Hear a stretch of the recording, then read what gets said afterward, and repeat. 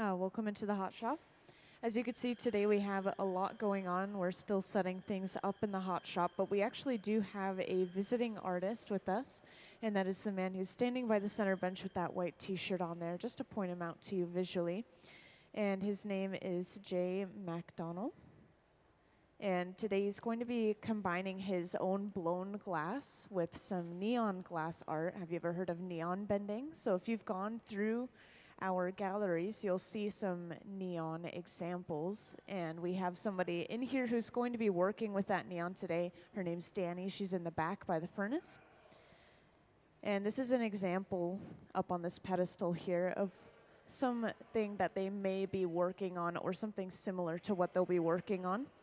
Up on the screen is a slideshow of some of our visiting artists' work, along with some of the project ideas, of course.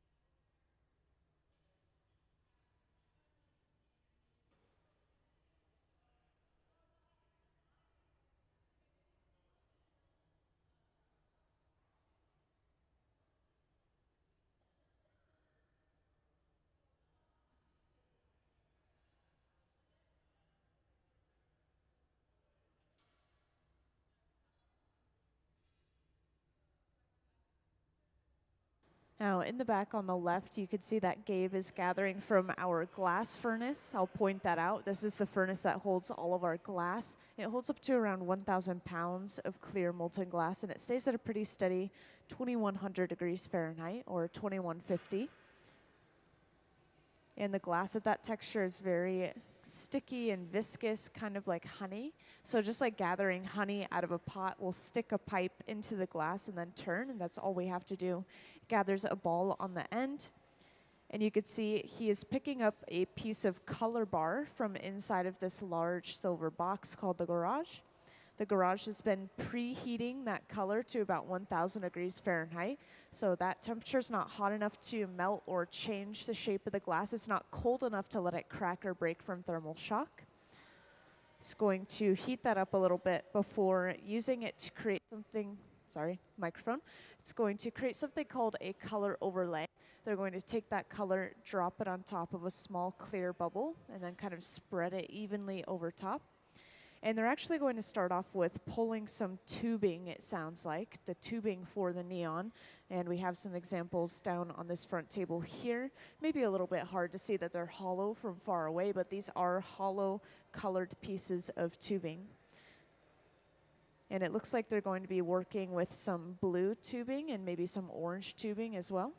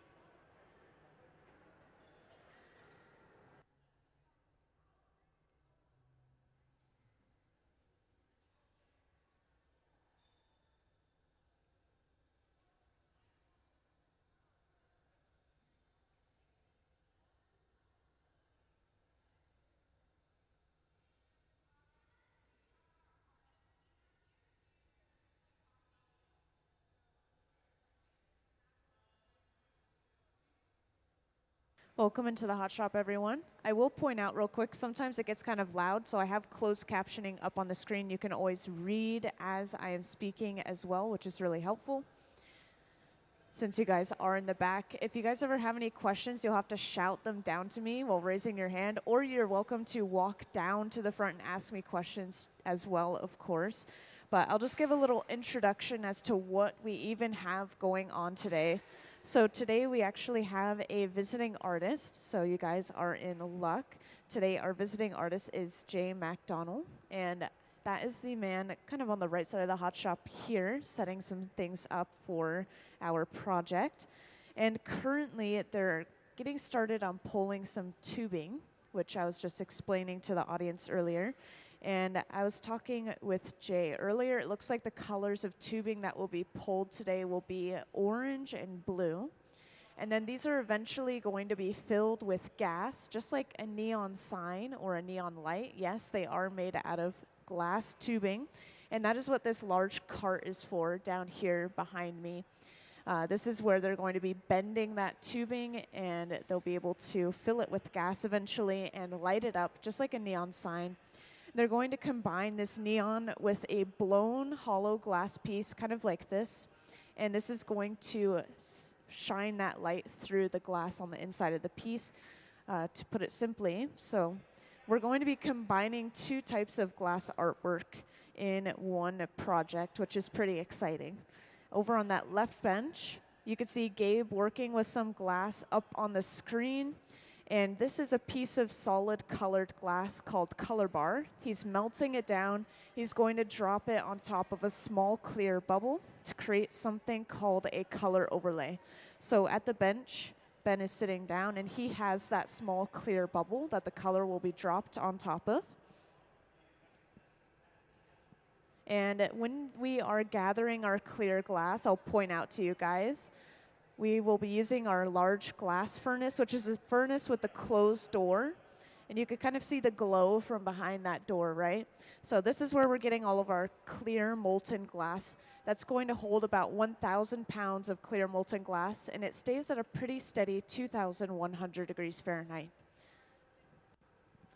Then these open face furnaces, of course, you could see they have the bright glowing from within. This is just going to heat that glass back up continuously so that we can continue to work with that glass.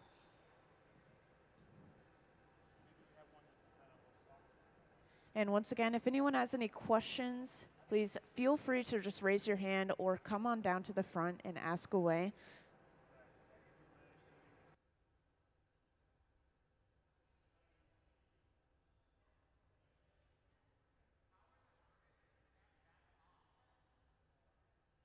So the furnaces run off of natural gas and forced air.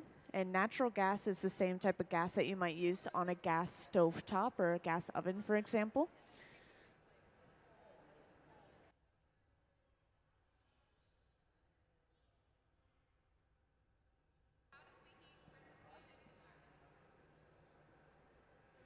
So it's something that's a little bit hard to explain that way, kind of like melting sugar or melting glass or just melting any material. It's just something that happens as you heat up some substances. They will turn into a liquid. And so when we melt sand, silica sand, this is going to turn into glass. And I kind of like to compare it to lava. That's why it's glowing orange all the time.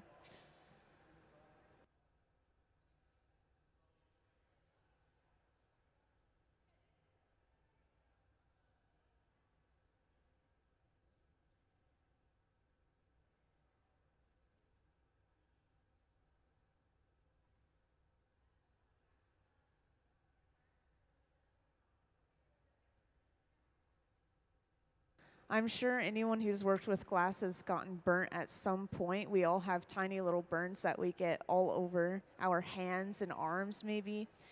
You can even have little pieces of glass that pop towards you, which is why it's important to be fully clothed when you're in the hot shop.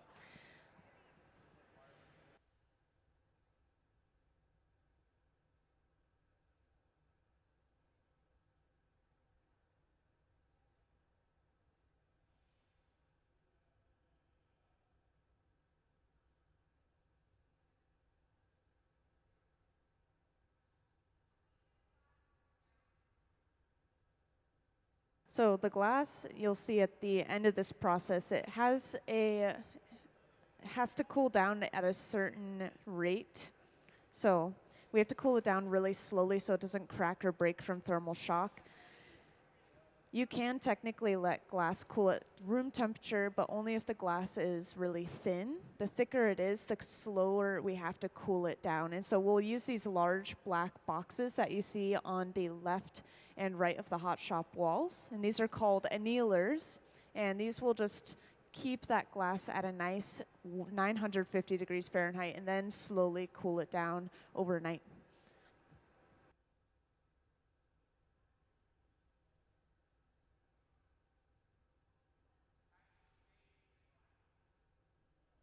Well, you can see up on the screen, Ben over on that left bench is shaping the glass by rolling it on a metal table. That's one example of us shaping the glass. We can shape the glass using pretty much anything as long as it's not our hands and as long as that material doesn't have a lower melting point.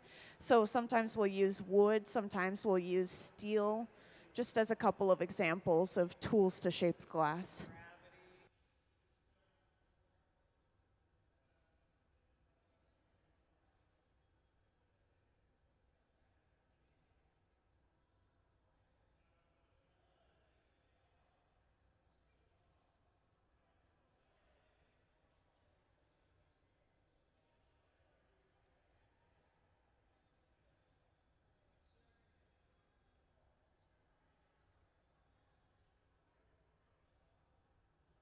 So that's a really good question. How do we color the glass to begin with? So we will start off with a solid piece of colored glass, but we get that shipped in from places that make the colored glass to begin with, and they mix different metals and minerals into the glass. So just as an example, some of you may have heard of cobalt blue. So they're literally mixing cobalt into the glass to get that rich blue color. And so that's just one example. We have a really expensive color, which is like this pinkish red, cranberry red. This comes from gold chloride, which is coming from gold, which is why it is so expensive. So just to give you a couple of examples.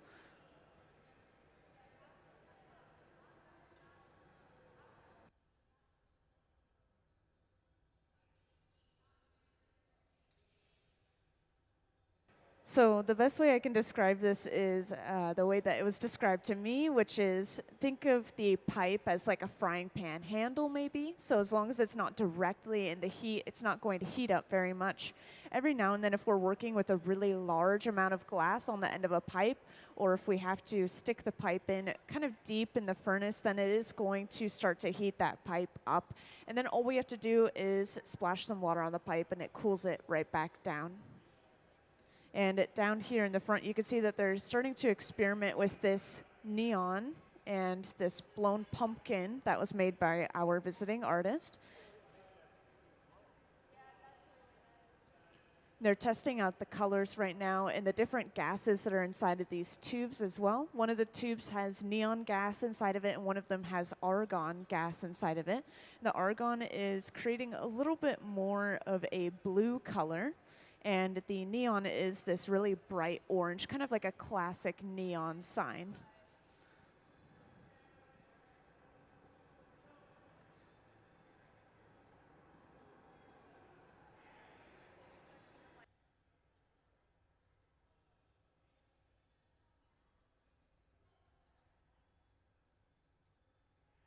And up on the screen, I'll point out this tool real quick since some of you seem kind of curious. This large wooden spoon-shaped tool is called the block. This is usually carved out of cherry wood and kept in water to help prevent it from burning. And as you can see, this is kind of smoothing and evening all of that glass out. You'll usually see them use this tool after they gather a fresh layer of clear glass.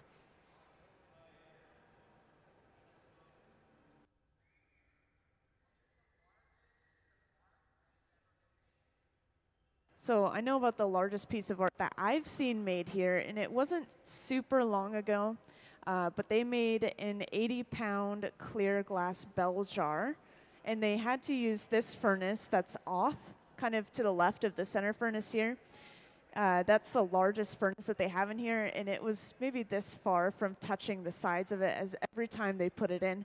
And it was so heavy that they had to have a team of 3 people lifting it at all times, like the pipe itself. And on top of that, it broke one of the heads of the pipes off. It just twisted, fell right off, crashed on the ground.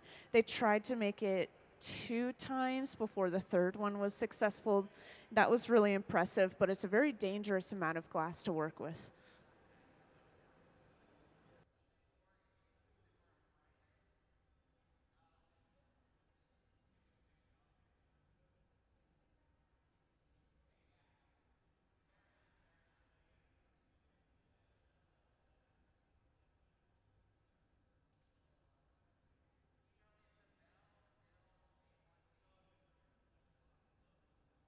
So it's a bell jar, which I hadn't even heard of before that project was made either, but it's basically this large glass cover that you put over another large object. That's the best way I can describe a glass bell jar. It's like a glass dome, maybe.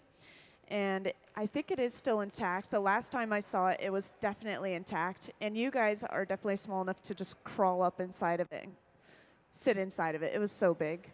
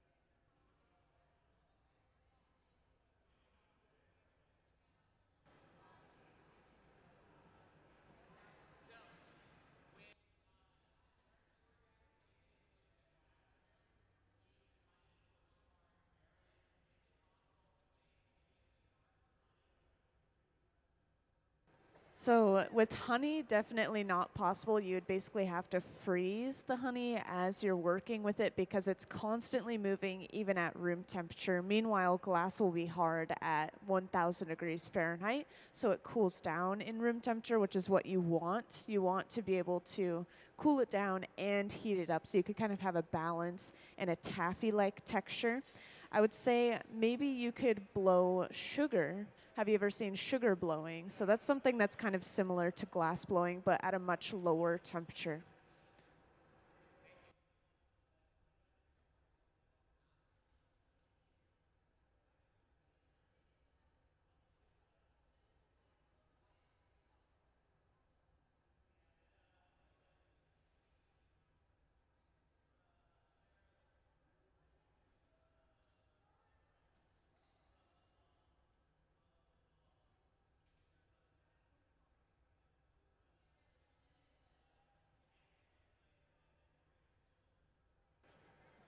So as you can see, Ben is heating this glass and he's rolling it on the marver, which is that metal table. He's trying to create a tube shape or a cylinder shape.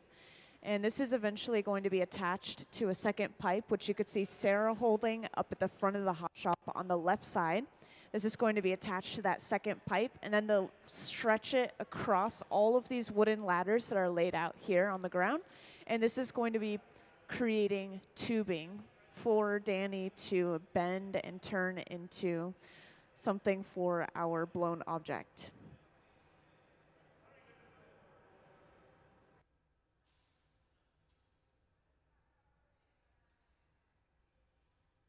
So Ben up on the screen has a tube that's attached to the end, or sorry, I guess I should say hose or tube attached to the end of the pipe. And this is allowing him to blow for himself. So he doesn't have to have any assistants that are blowing into the end of the pipe. He could just blow as he's working with the glass. And now, as you can see, they've just attached that second pipe, and they're just going to slowly pull this across those wooden ladders. If they pull too quickly, this is going to create a really thin glass And as they pull this out, you can see more and more of that true color. As the glass is hot, it's going to be a bright orange, but as it cools down, you'll see more of the true color. In this case, it looks like it's going to be a sort of amber color.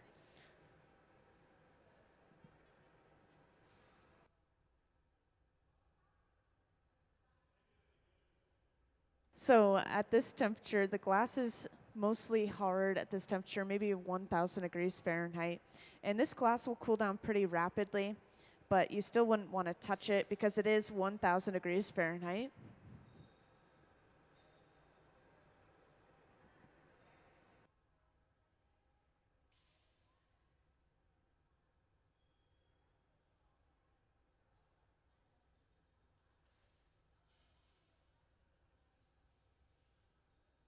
And these are laid across wooden ladders as to insulate them from the floor. If the hot glass were to touch the cold concrete, this would crack and break the glass from thermal shock. So even though this glass can cool down at room temperature, we don't want to cool it down much more quickly than that. Otherwise, we will get that cracking and breaking. So this will just sit on those wooden ladders until it's cooled down enough for them to start breaking it apart.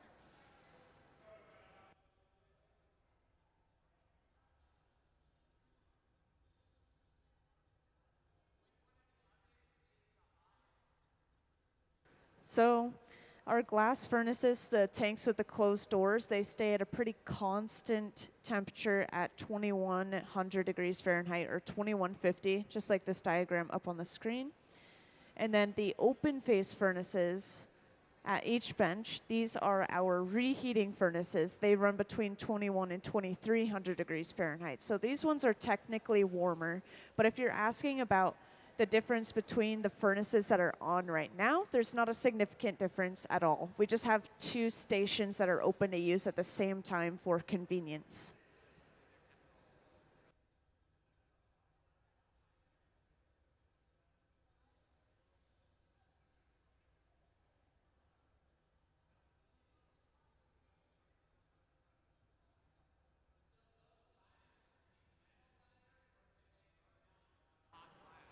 These are just wooden ladders. So as you can see, they have that brown wood color, and then they have all these char marks where we lay the glass across them. And so our wood materials do burn in the hot shop, but it's really important that we use wood sometimes because it's an insulating material. It's not going to cool down the glass, it's going to allow it to stay warm.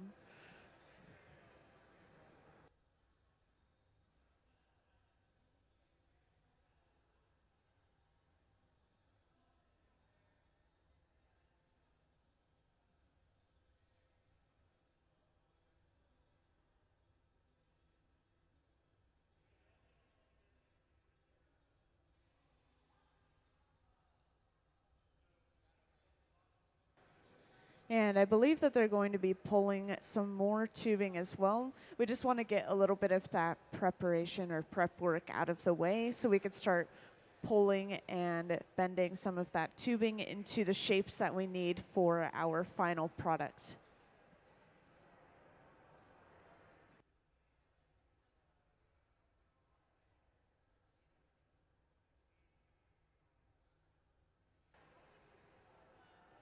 So over on that left bench, they just dropped a bit of color onto a small clear bubble, just like they did earlier, which some of you may remember. And once again, this is called a color drop or color overlay. They're going to roll that color back and completely cover the clear. And this is going to create that really smooth, even color across our entire tubing.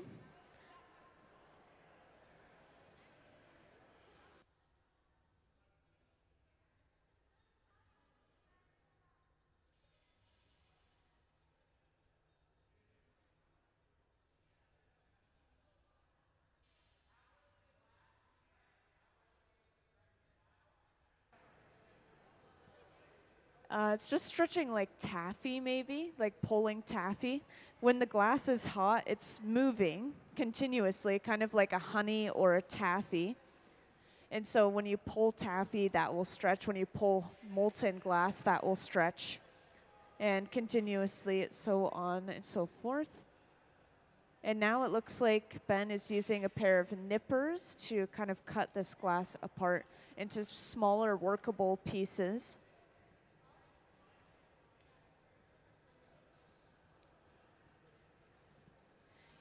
And for anyone that recently joined, I just want to point out this piece on the front pedestal here real quick. So they were kind of experimenting with colors and different gases inside of the neon. And so we have two different tubes of neon inside of this piece here. One of them is filled with argon gas, one of them is filled with neon gas, and we also have a blue segment of tubing and then an orange segment of tubing for both of those gases. And so the blue gas, the argon gas, it's glowing a blue when we have the electricity going through it. So when that shines through the orange glass, this is creating kind of a green color, which you could see poking out the top. And then when it's shining through the blue, obviously this is just giving us a really nice cobalt color. And the neon is actually really strong, so it's shining through both of them, and it's creating almost a completely orange and pink look inside of the glass.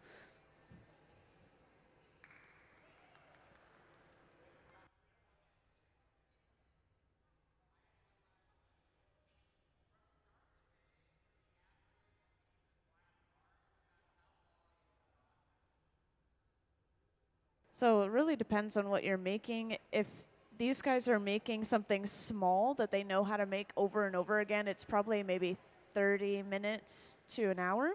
And then for an average piece, I'd say about an hour to 2 hours. Large pieces, it might take half a day or all day.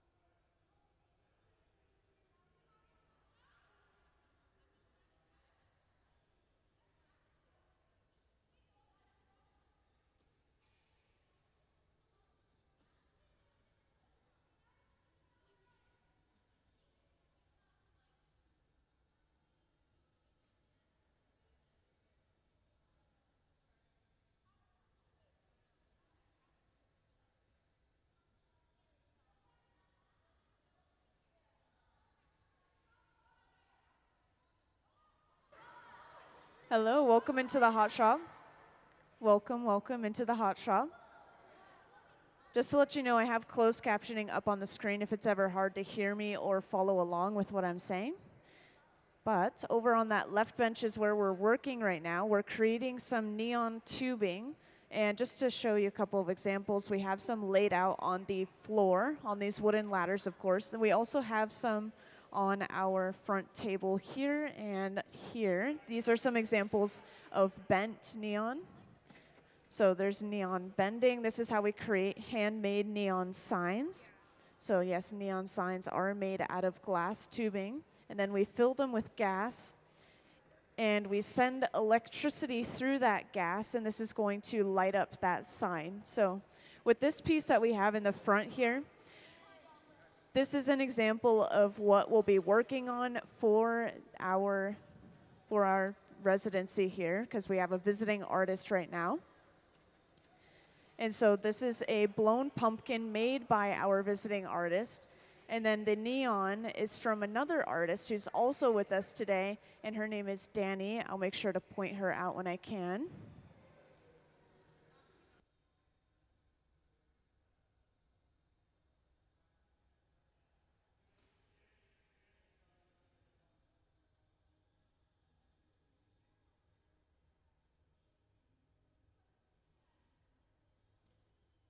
So over on that left bench, they've just finished working on a molten bubble of colored glass, and this is dropped onto a second pipe. You can see it's attached to that second pipe now, and then they'll stretch this across all of those wooden ladders laid out on the floor. And this glass is going to be stretched thin enough to cool down at room temperature. Looks like it was stretched just a little bit too thin that time.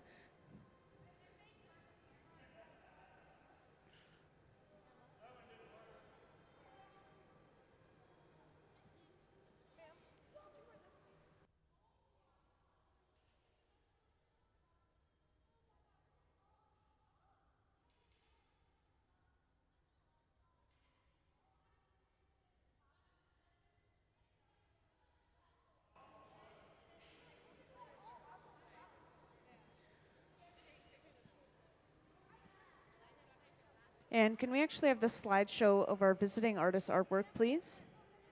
So up on the screen, we'll have a slideshow going of our visiting artist artwork. And I just wanted to give you a little bit of information on him since this is his second day in the hot shop for this residency. His name is Macdonell. And I'll point him out when I see him, but he's a man wearing a white t-shirt. He's not the one sitting at the center bench, though. And he's a Canadian artist. And he actually has a piece currently on display in our galleries, which is really cool. So you can actually see some of his artwork in person. It's in the Out of the Vault Family Meal Gallery. So just keep an eye out for his work.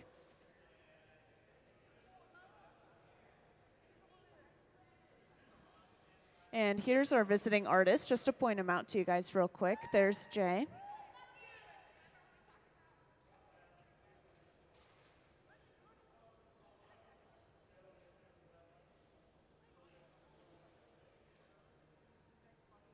So with this project in particular, he's just trying to combine his own blown glass with some neon elements. He's trying to work with combining color and opacity, sorry.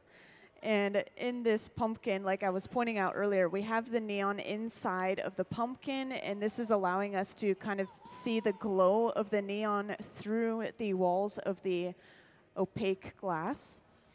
And with the neon itself, I just want to talk a little bit about that. One of the tubes is filled with an argon gas, and one of the tubes is filled with a neon gas. So the neon is the classic orange neon sign. It's that bright orange-red gas color.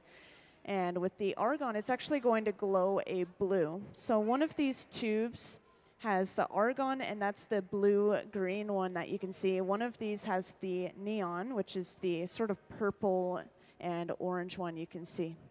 Oh, and just to let you know, Chris, the examples on the pedestal over here, sorry. Perfect. So up on screen, we can have a good view of that example now.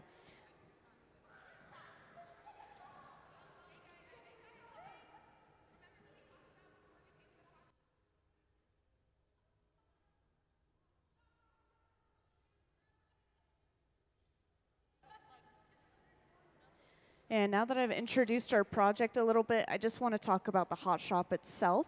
So to point out our glass furnace, this is a large tank with a closed door, kind of on the left side of the hot shop here that we're gathering out of today.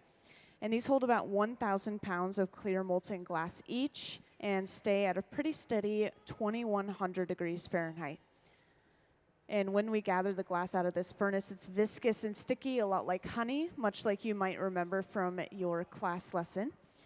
And so just like gathering honey, all we have to do is stick our pipe into the glass and then turn, and it's going to gather a ball on the end. And then we just blow into the end of our pipe, and this expands that glass like a balloon.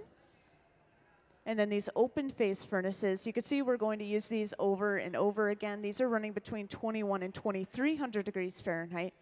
And these are just used for reheating. There's no glass inside of these.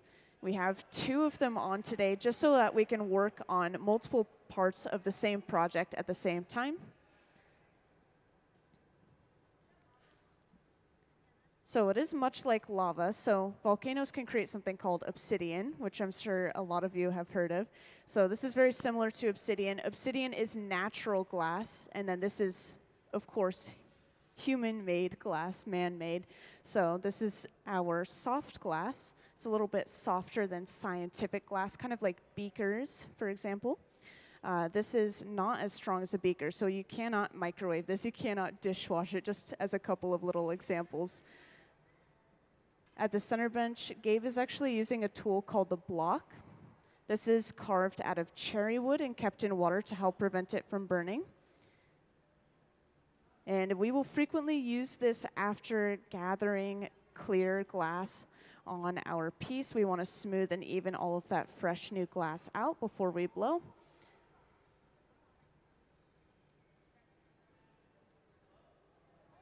And now someone can blow into the end of the hollow pipe as Gabe uses a stack of newspapers soaked in water to kind of guide which way he wants the bubble to blow out.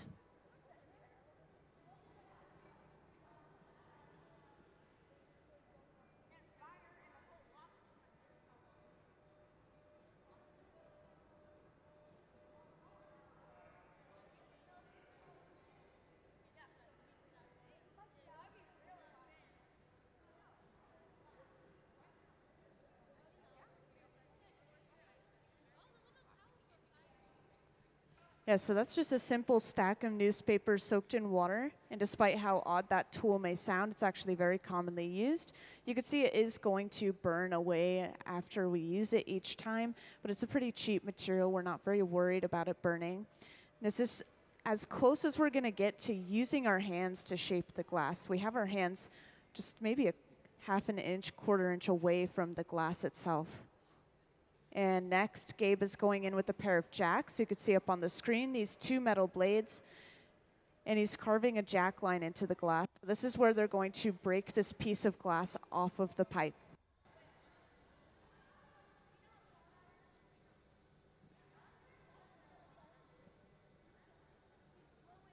And I just want to remind everyone real quick that if anyone ever has any questions, feel free to raise your hand and let me know. That applies to everyone in the audience. Just a little reminder.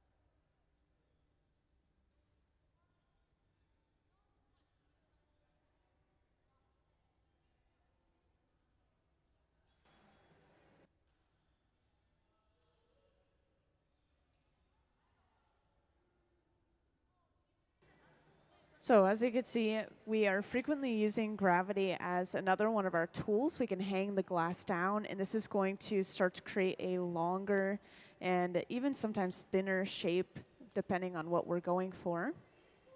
And this is just a large wooden board that they're rolling this glass on. And this is covered in stacks of wet newspaper as well, just to kind of protect that wood a little bit. And behind the scenes, they're actually covering the end of the pipe because the pipe is just like a giant straw. So air can go into the pipe and into the glass and inflate it. Air can also come back out if we're applying pressure. So we have to be careful to cover up the end of the pipe when we're applying pressure so that we don't just deflate everything we created.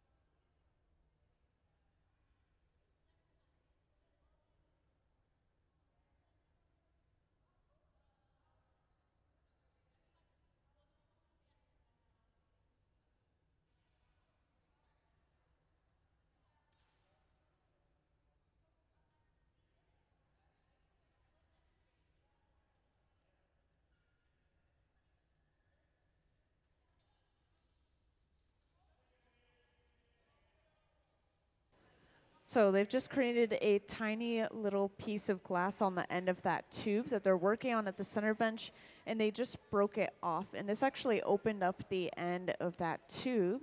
So they should be able to go in and open that up further and then just create these perfect, nice straight walls with an opening on the end. And I believe that this is going to actually be the top of one of our pumpkins. So if you look at this pumpkin over on the pedestal, you can see we have that long tube that's attached to the top of that blown pumpkin body. So I believe this is what we're going to be working on next.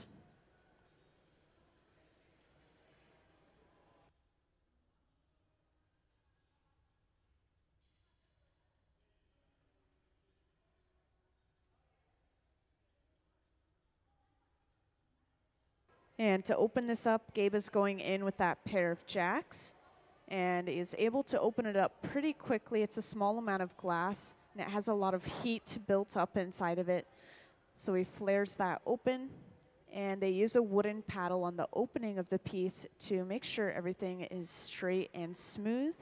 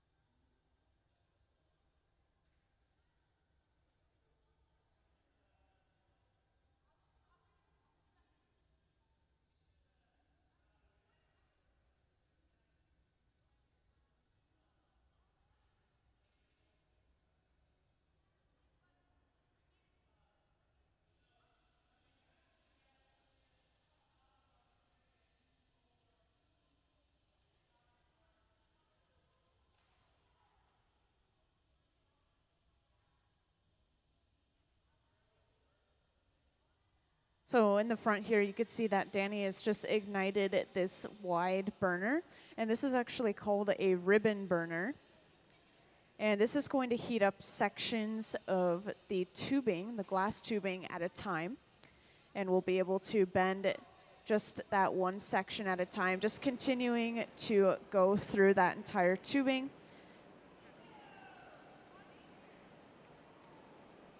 And with this ribbon burner, you can adjust how wide the flame is, so you can decide how much of the glass you want to bend at a time.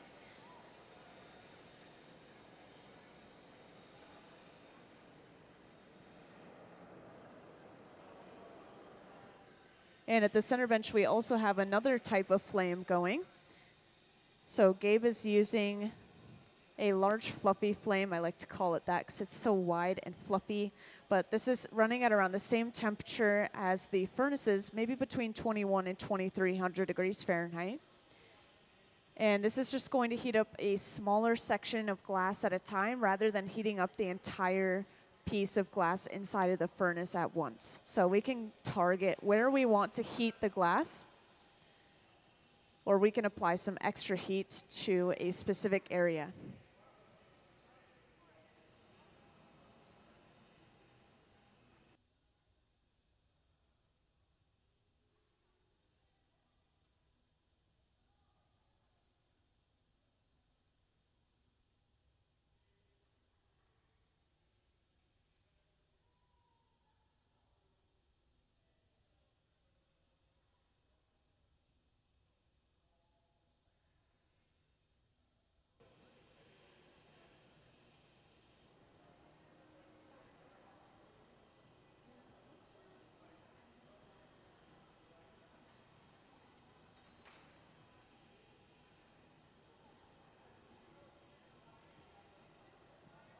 So you can see the color of the flame has changed right above that glass. As the glass starts to become more of a taffy or putty texture, now it is bendable. You can see it moving quite a bit.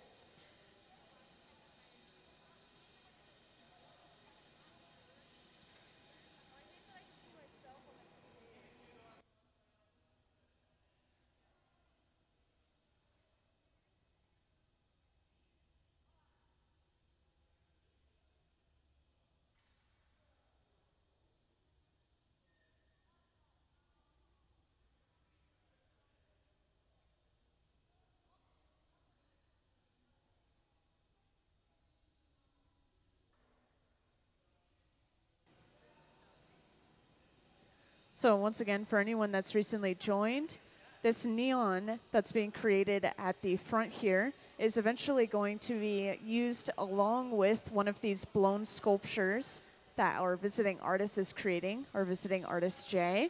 And just to point out Jay to you all, he's over on that left bench with the white t-shirt. And this is Danny. So just to give you the names of our visiting artists. So they're basically collaborating on this piece. They're going to have the neon inside of Jay's blown form, and this is going to kind of combine that light and the opacity or non-opacity of the glass piece.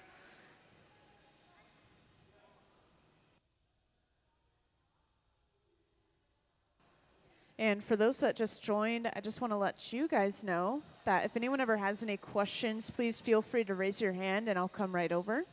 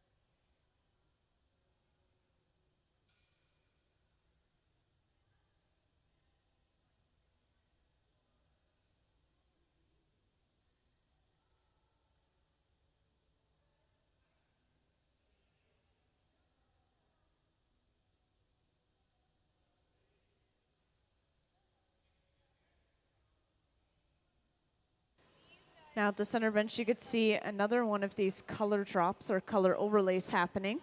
So they'll heat up a piece of solid colored glass and then drop it on top of a small clear bubble. And this will be pressed down and then eventually rolled back over the clear. It's just going to completely cover the clear glass bubble. And this will create that really smooth, even layer of color throughout our entire piece.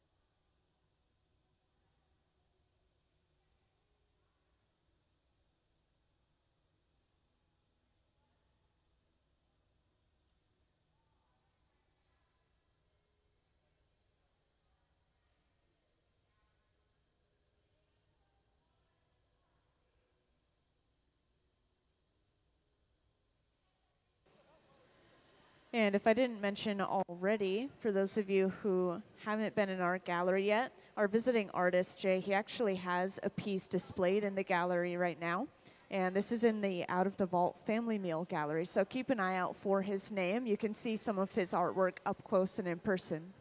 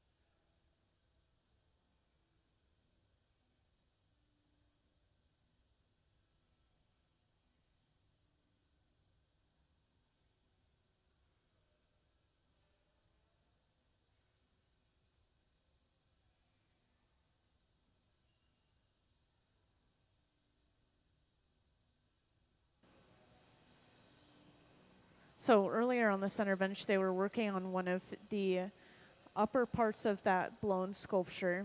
It was clear. But over on that left bench, it looks like they're working on another one of those, but this time it actually has a color to it. And you can see it's just a transparent color, so you can see through it. And I'll point out, it's really hard to tell what color any of our pieces are going to be until they're at about 1,000 degrees Fahrenheit. And at that point, the glass is hard again. We still need to cool it down further from that point to prevent cracking and breaking from thermal shock. But at that point, you should be able to see more of the true color. So we'll be able to see it a little bit later on.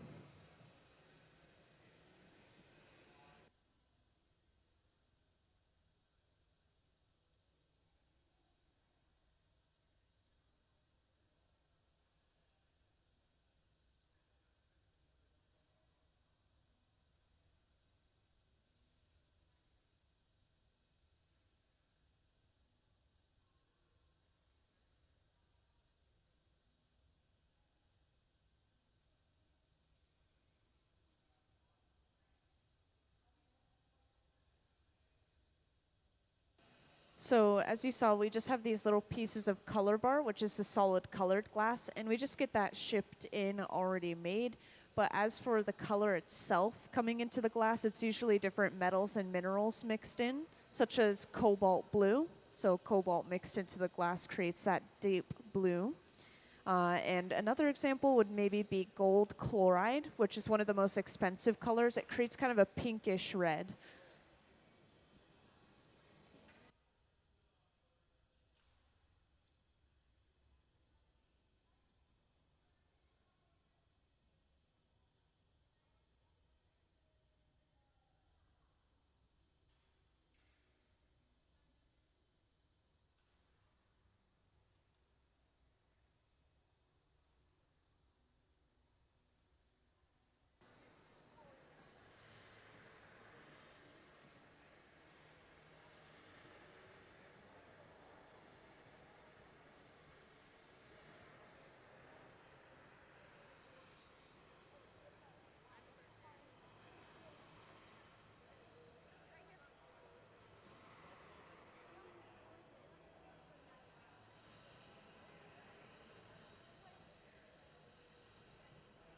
And welcome into the hot shop, everyone. Today we actually have a visiting artist, and I'll try to point him out for you guys, but his name is Macdonell. And Jay is the one in the white t-shirt. I saw him over on the left earlier, but it looks like he's not currently here. But we also have another artist, which you can see up in the front with me. This is a little bit unusual. We usually don't have this cart in here. So we have Danny, who is neon bending or glass bending. So this is usually used to create neon signs, much like you saw in the galleries, possibly. And we have some examples right here of our artist combined work. So this is a blown form made by our visiting artist, Jay, who's in the white t-shirt on the left side of the hot shop. And then we have some neon that was created by Danny here. And this neon is actually filled with two different kinds of gases. One of them's filled with a neon gas, of course, the classic orangey red neon sign. And then we have an argon gas. And this is creating a blue light inside of the different colors of glass, which is kind of combining to create a green and a blue. And before I get started on explaining what they're doing right now, I just want to point out a couple of things in the hot shop real quick. So this furnace that you see in the back with the closed door here, this is our glass furnace, and this is holding about 1,000 pounds of clear molten glass, and it stays at a pretty steady 2,100 degrees Fahrenheit. And just like honey, this glass is viscous and sticky, as you may remember from your class. And so all we have to do to gather it is stick our pipe into the glass and turn, and that's going to gather a ball on the end. Then from there, we blow into our hollow pipe, and this expands that glass like a balloon. And then these open face furnaces are at each bench, And these are running between 21 and 2300 degrees Fahrenheit. And just as the name suggests, this is only used for reheating, so there's no glass inside of this furnace. And we have 2 of them on today just so that we can work at multiple benches at the same time. So mostly for convenience. There's not really a significant difference between the furnaces that we have on. And this right here, this is a ribbon burner. And this is just heating up small segments of the glass tubing at a time. And it allows us to create some detailed bends to get different shapes for our glass tubing. And eventually, just like the neon tubing on the pedestal, this is going to be filled with a gas. And then we'll have electricity go through that gas, and it creates light inside of that glass tubing.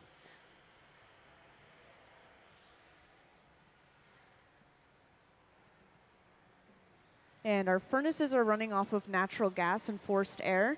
Meanwhile, a lot of our torches run off of oxygen and propane. Now at the center bench, they continue to gather more and more layers of clear glass over top of what they already have. So it looks like this is going to be the main body for our piece, since it's becoming quite large at this point. Every time they gather a new layer of clear, they use this wooden spoon-shaped tool called the block, and this is going to smooth and even out all of that new glass they gathered and just create a really nice surface for them to blow into. They want to make sure that bubble blows out evenly. And just to mention this as well, you guys have already gone through the galleries, but in one specific gallery, the gallery called Out of the Vault Family Meal, we actually have one of our visiting artist pieces on display, one of his blown forms.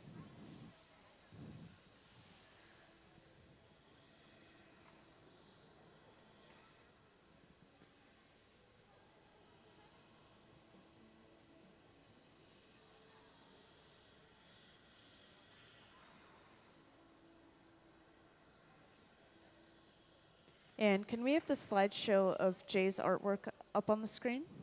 Perfect, thank you. So up on the screen, we'll have a slideshow going of our visiting artist artwork. I just want to point that out. So these are some more examples of his other blown forms that he's created.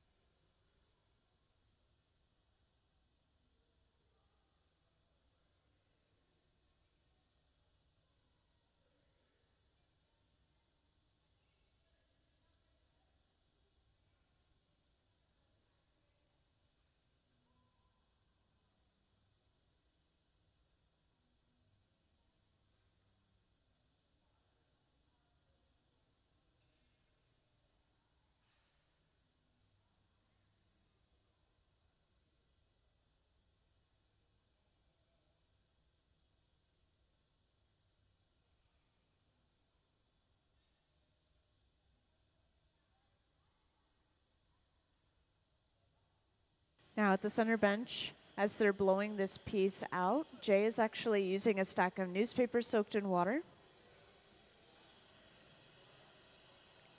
And using these newspapers, he's able to cool down certain areas of the glass and kind of control which way things are going to blow out. So he could control the shape and the size of his bubble.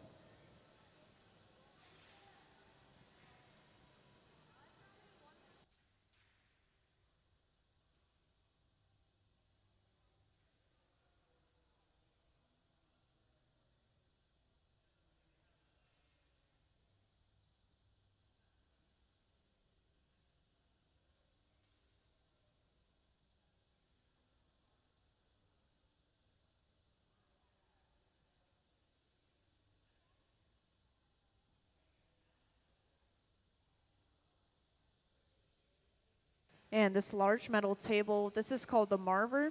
And we can use the marver to cool down certain areas of the glass and control the way that the bubble blows out. Or we can simply use it for shaping the bubble into a specific shape that we want, with the cooling of the glass being a side product.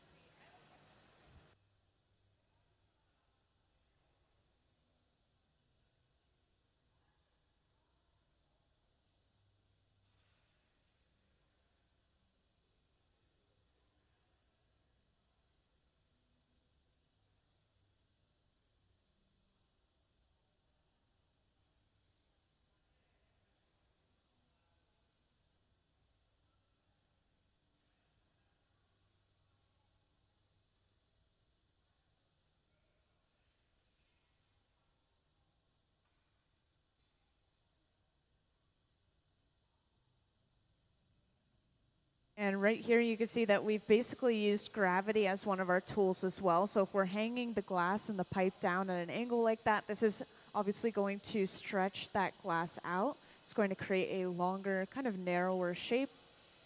And then this is brought back up to level. And this torch, if I haven't mentioned it to you guys already, this is running between 21 and 2300 degrees Fahrenheit. And so around the same temperature as the furnace, but we use it to heat up a specific area of the glass rather than heating up the entire piece overall. So this torch, we're able to kind of focus our heat in one area. In this case, they were focusing the heat on the back end of the piece in preparation for what they're going to do next, which is creating a jack line. So right here, they're creating a jack line using a pair of jacks, which are these two metal blades. They're carving into that glass. This is where we're going to remove this piece from the pipe a little bit later on.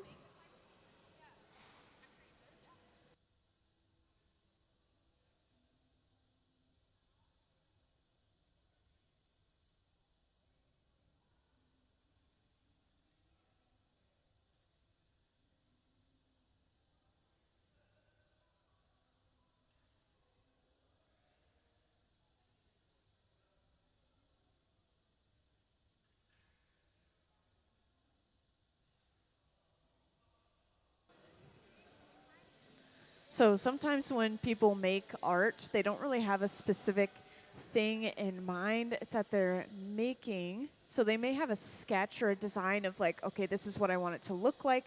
But overall, sometimes pieces are just called blown forms, and this is one of those cases. It's a little bit of a fluid shape. It doesn't really have to look like anything in particular, and it's obviously not going to be used as a vase because this is going to have electricity going inside of the piece. We don't want water inside of a flower vase, for example. So just like this piece up on the front here, we have the neon going inside of the piece, and there is electricity running through that neon. You can see it's all hooked up here.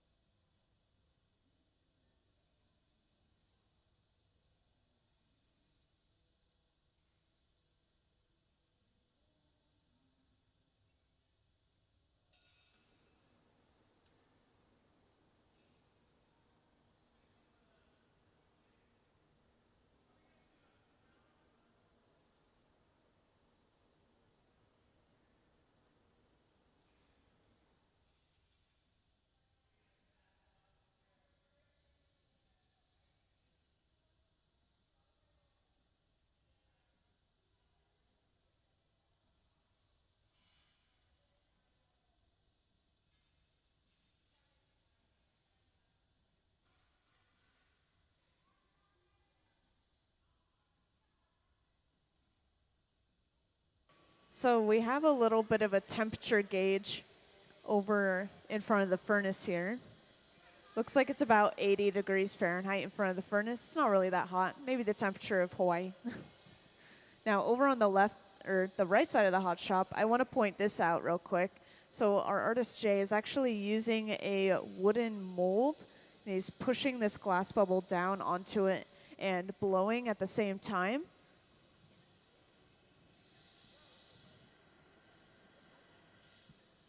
And as you can see, this has created just one small blown shape on the end of his piece.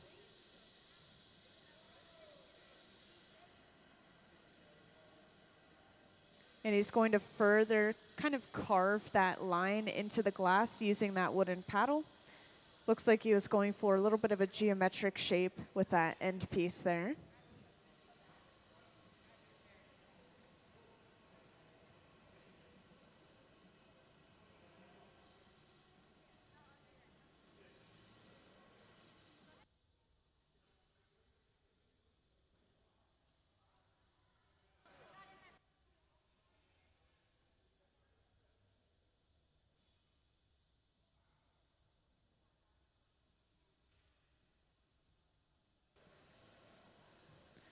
And you guys weren't here earlier, but on the ground we have these wooden ladders laid out.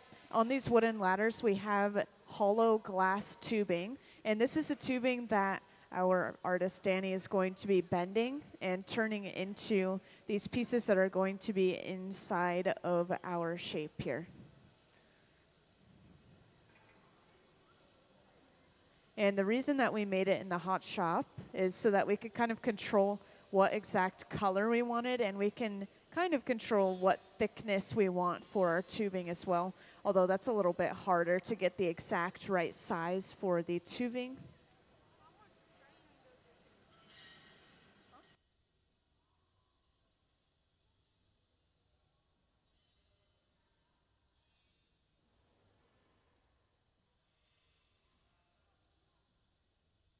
So this is probably something interesting to talk to you guys about. Since we have a lot of young people in the audience, you guys are right around the right age to start participating in a program called Hilltop Artists, which is something that I myself and Danny, our neon artist, actually went through.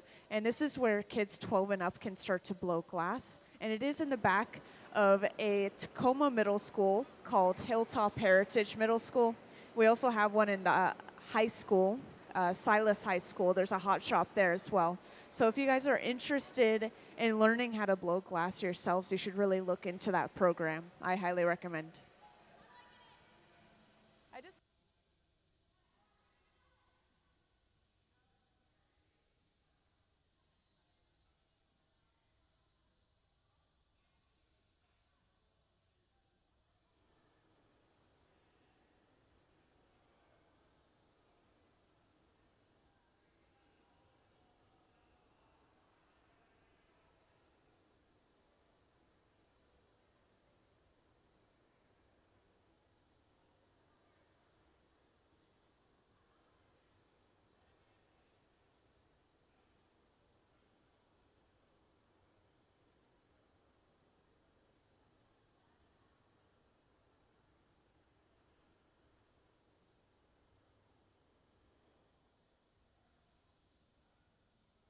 So sometimes if we're trying to create a bend, but we want the entire thing to be flat, like a neon sign has a flat face, but it still has all these bends in it. So every time you make a bend, you put it down on the table to keep it flat while you're bending, which is why we have all these char marks on the wood.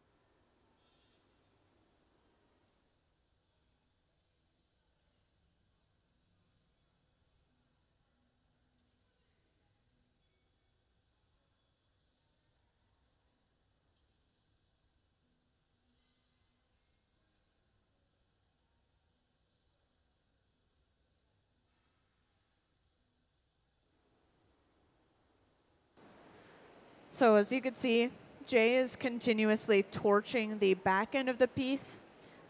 And this is because that's the last part of the piece going in the furnace. The first thing coming out is that connecting area between the glass and the pipe.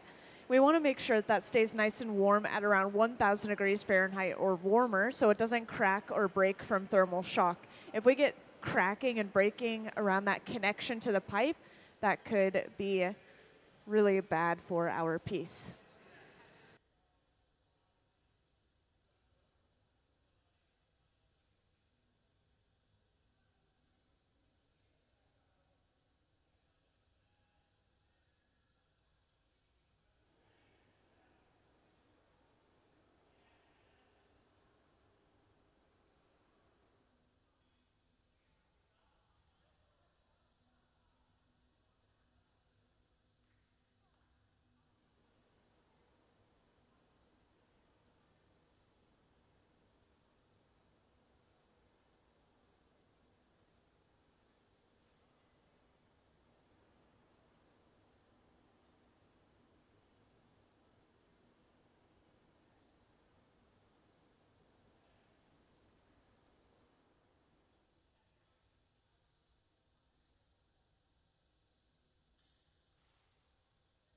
So as you can see, they've attached a second pipe to the piece right at the bottom of the piece at the center bench, and then they apply water to the previous connection and break that piece off from its original pipe.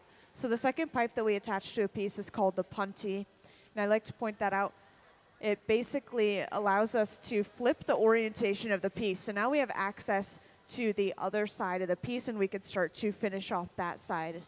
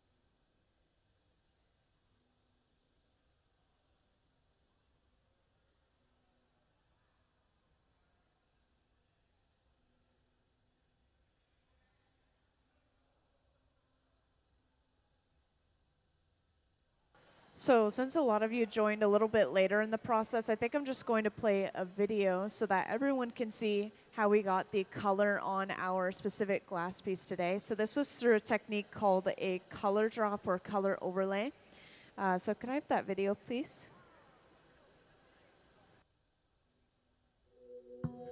The color in glass comes from adding various materials to the mixture of raw ingredients called batch. Most of the colorants are compounds containing some kind of metal.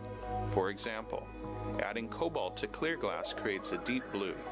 Tin and antimony can be used to create white glass, and gold chloride can produce a rich red or pink colored glass. Colored glass is melted in furnaces, just like clear glass, and then is usually rolled into bars for storage and easy application. In order to apply color bar to a bubble, we first need to preheat the color to approximately 950 or 1000 degrees Fahrenheit in a color oven or garage. Once warm, the color is then picked up on the end of a punty rod using a little bit of clear glass as a support. The color is then heated in the 2300 degree glory hole to soften it and make it malleable, while another artist creates a small bubble of clear glass on a blowpipe. Once warm, the color is dropped over the clear bubble, and then using a variety of hand tools or the steel marver, the color is rolled back over the clear in an even layer. This process is called dropping color, or creating a color overlay. Depending on the project, that bubble is then usually gathered over with clear glass and blown into the final form.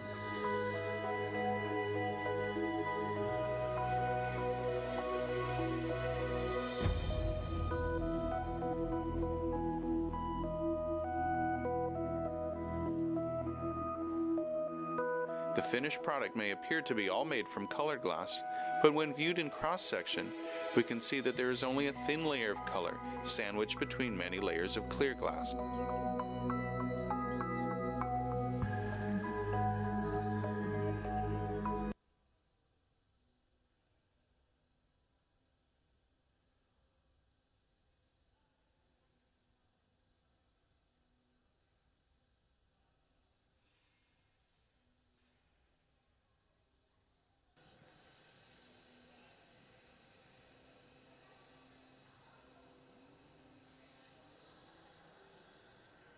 So right now they're just focusing the heat on the front end of the piece, right around that opening.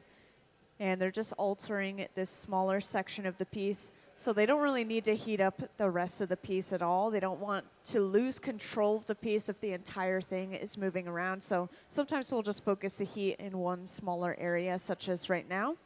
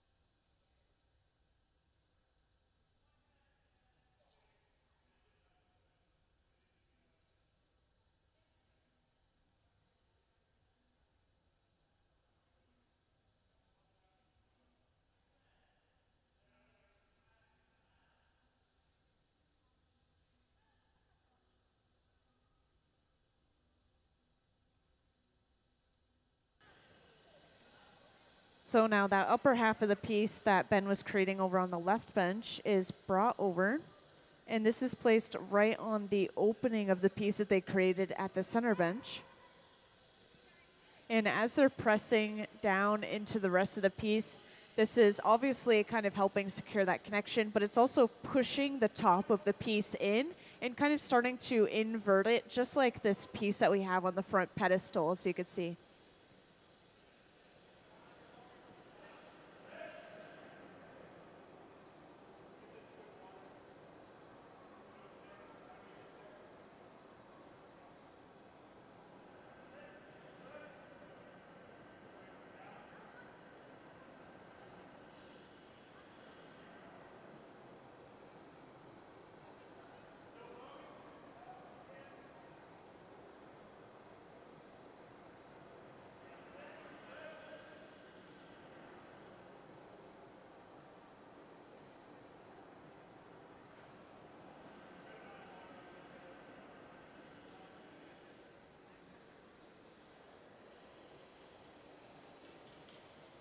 And then to break that connection, they just applied a little bit of water to that connection between the neck of the piece and the pipe.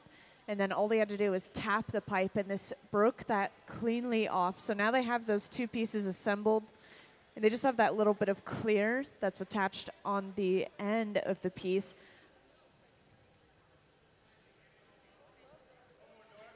So they're going to go in with this super hot handheld torch. And this is actually the hottest item we have in the hot shop. It's hotter than our furnaces. It's hotter than the glass. It's running up to around 5,000 degrees Fahrenheit. So this will very quickly heat up just that little bit of clear on the end of the piece and allow them to either start to take it off, or they're just getting rid of some sharp ends.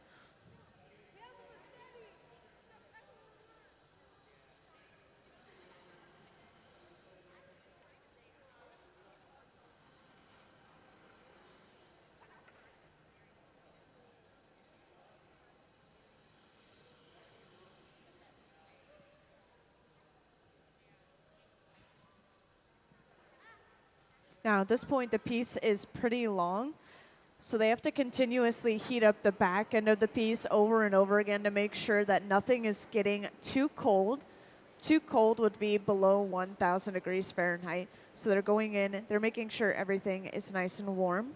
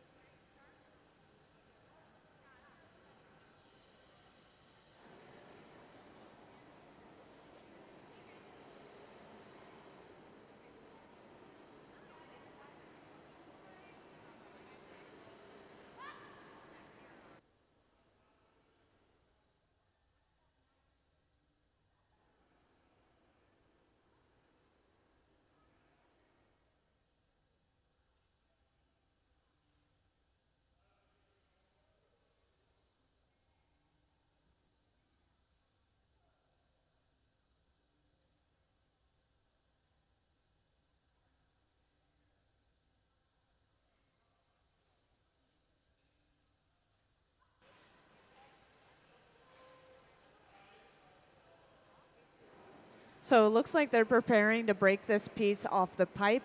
You can see someone on standby with these Kevlar gloves on their hands. And this is going to protect that artist from the glass as they pick that piece up off the end of the pipe to be put away. And it looks like we're going to put it away in the annealer that's on the right side of the hot shop, which is that large black box on the wall, just to point that out to you guys. And this is where it's going to slowly cool down, at least overnight, so it doesn't break from thermal shock. So it's going to stay at a pretty steady 950 degrees Fahrenheit. All we have to do is press a button, then it slowly, slowly cools it down. And the thicker the glass, the longer this has to cool down. And now to break this off, looks like they're cutting at that connection with a pair of shears. And then they'll apply some water right in that line that they just created, causing some shocking and cracking in the connection area. And then they tap the pipe, and it looks like that was a successful break. So let's give them a huge round of applause. That was our first piece of the day, and that was a successful break. So this is going into the annealer, where it's going to slowly cool down, at least overnight, so it doesn't break from thermal shock. And they should get started on their next project pretty soon here. But I assume that they're going to take a short break just to kind of recuperate and talk about what they want to make next. So for anyone that recently joined, I just want to focus back on the neon again.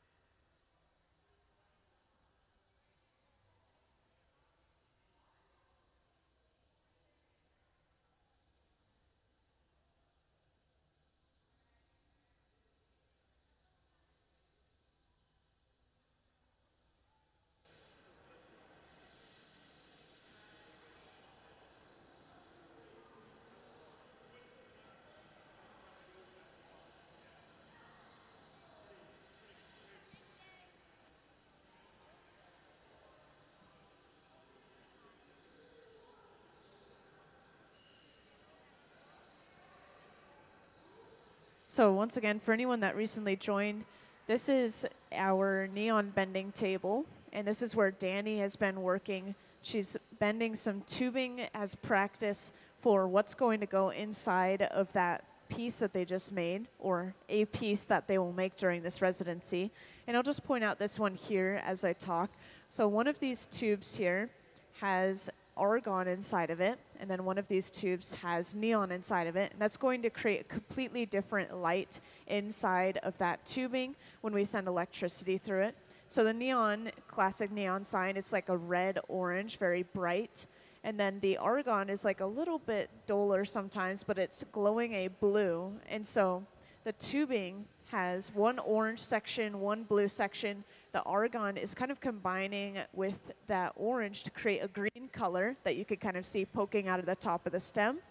And then the neon is creating this bright orange that you see glowing inside of the body of this piece.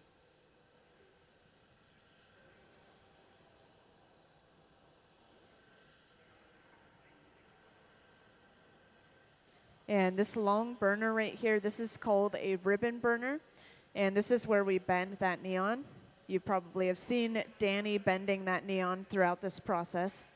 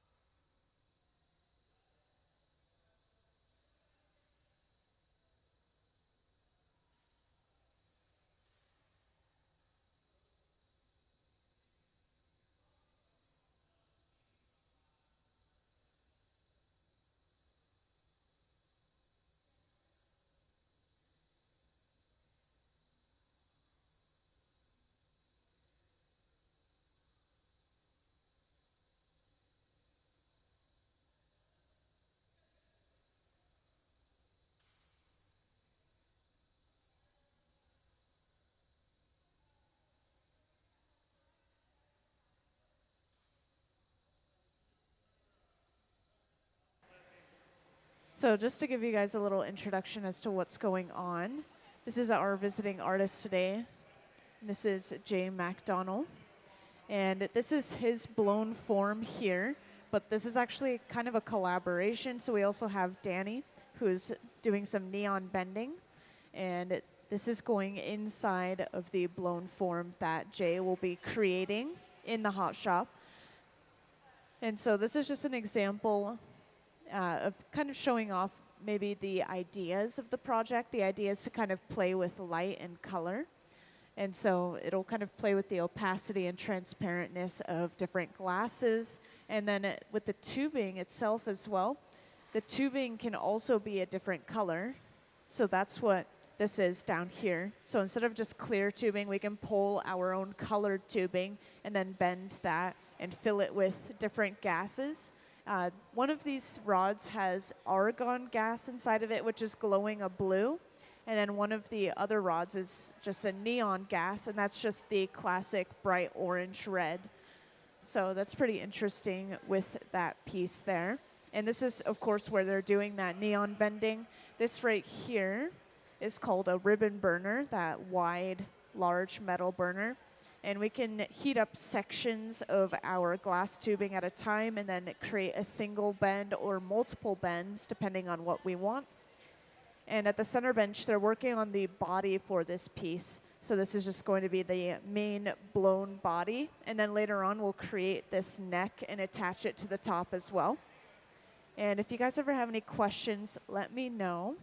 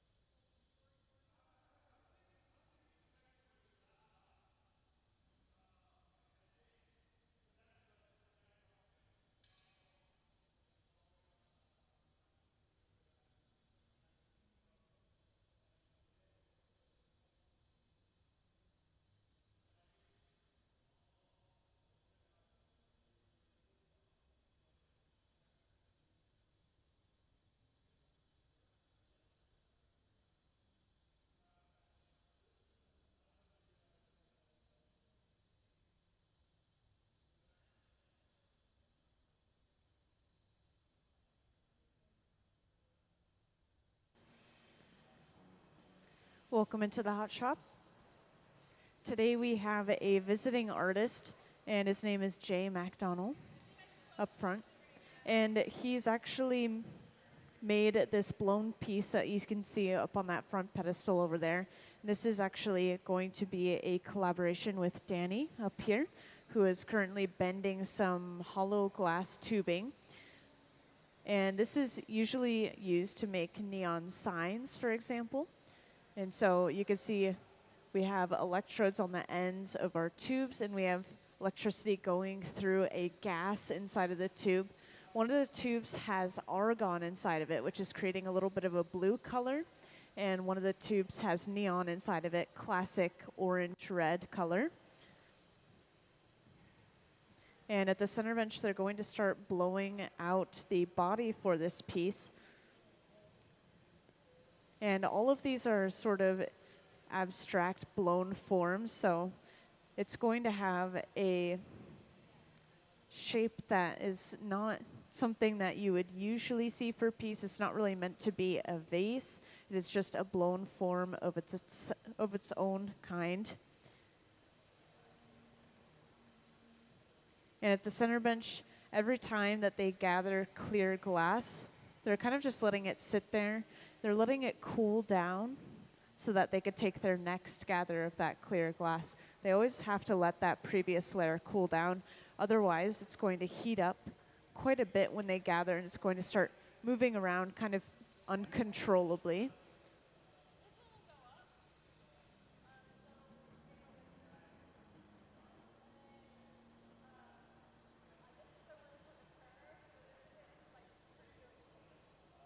And the glass furnace that they'll be gathering out of is on the left side of the hot shop there. It's a large tank with a closed door specifically, and all of the other furnaces are only used for reheating. And all of our furnaces run off of natural gas and forced air. And there's Ben gathering out of that glass furnace now. You'll see the texture of the glass is a lot like honey. It's very viscous and sticky, kind of gooey. And so this is going to stick to the pipe and create a ball on the end.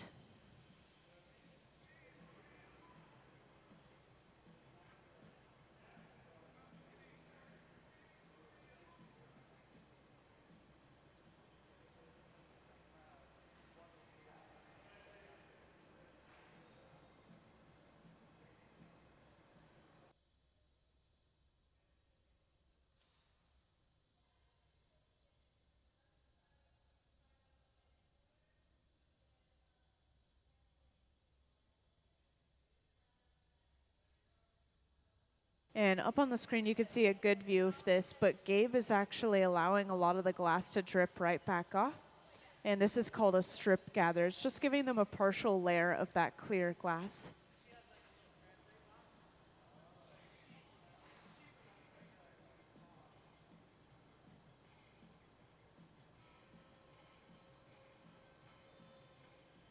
And of course, every time after they gather that clear, they'll come back and they'll use this wooden spoon-shaped tool called the block. This is going to smooth and even all of that glass out that they just gathered.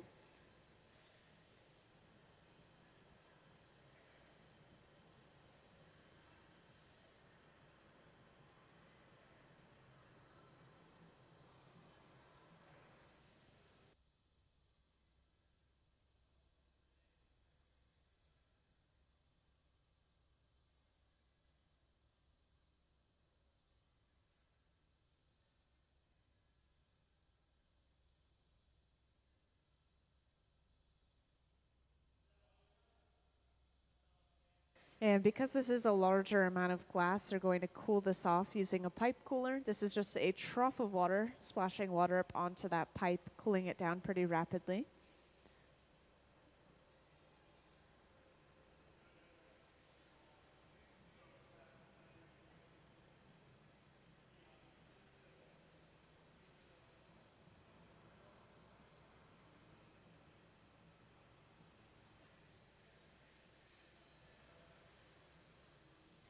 And I'll mention as well, if you haven't been through the galleries yet, we have one of our visiting artist pieces on display right now, actually. And it's in the out of the vault family meals section, just to let you guys know. So look for the name Jay as you walk through there.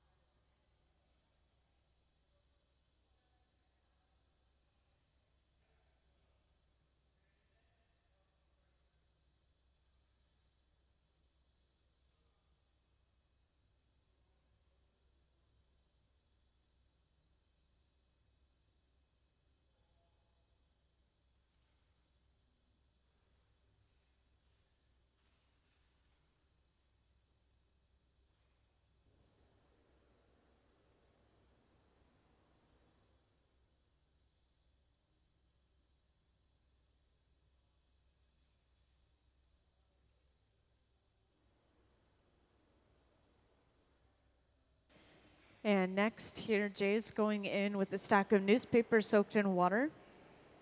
And that may sound like an odd tool. It's actually very commonly used in the hot shop. As you can see, it's really close to just using our hands to shape that glass out.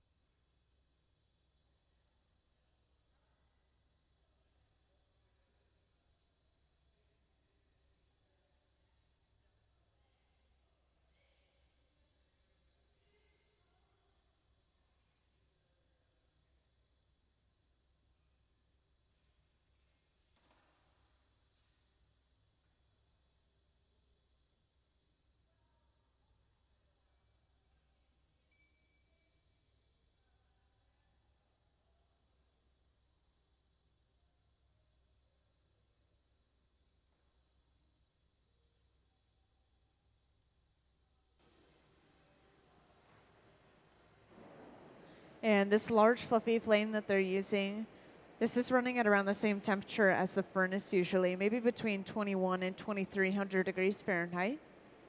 And as you can see, they can use it to target a specific area to heat. So they're just heating up the back end of the piece right now.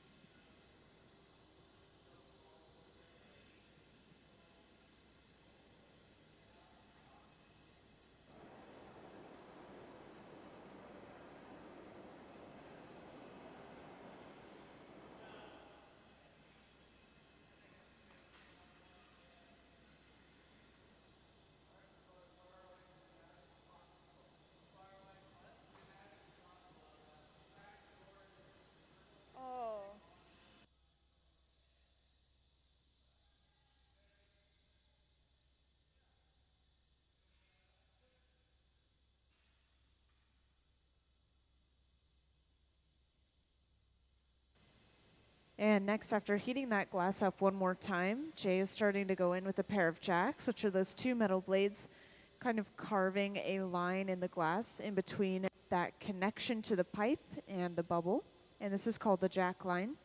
This is where we will remove this piece from the pipe later on. And as you can see, they are continuously using gravity as one of their tools here as well. Every time they're hanging the glass bubble down at an angle, this is allowing that glass to stretch. It's becoming a little bit longer, a little bit more narrow.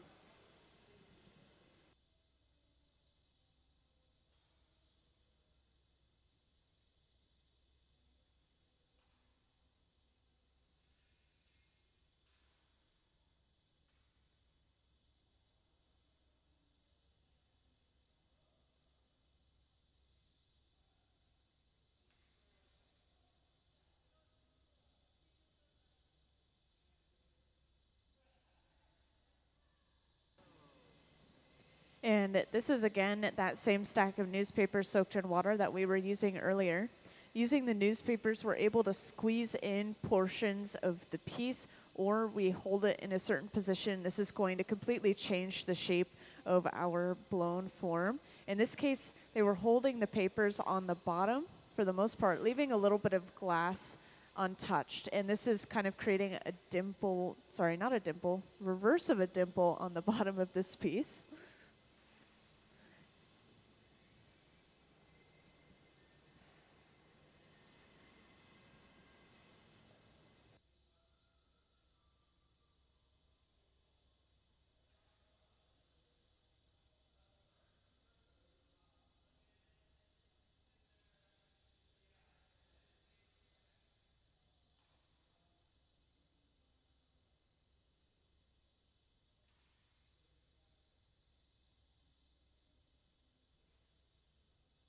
And next, Jay has brought our bubble over to a wooden mold on the floor, and this actually has a hole carved into it, into that wood. So as he pushes down and blows, this is pushing that little bump that he had on the end of the bubble into the mold. So this is going to create a little bit of a cylinder on the bottom of the piece, is what I should call it.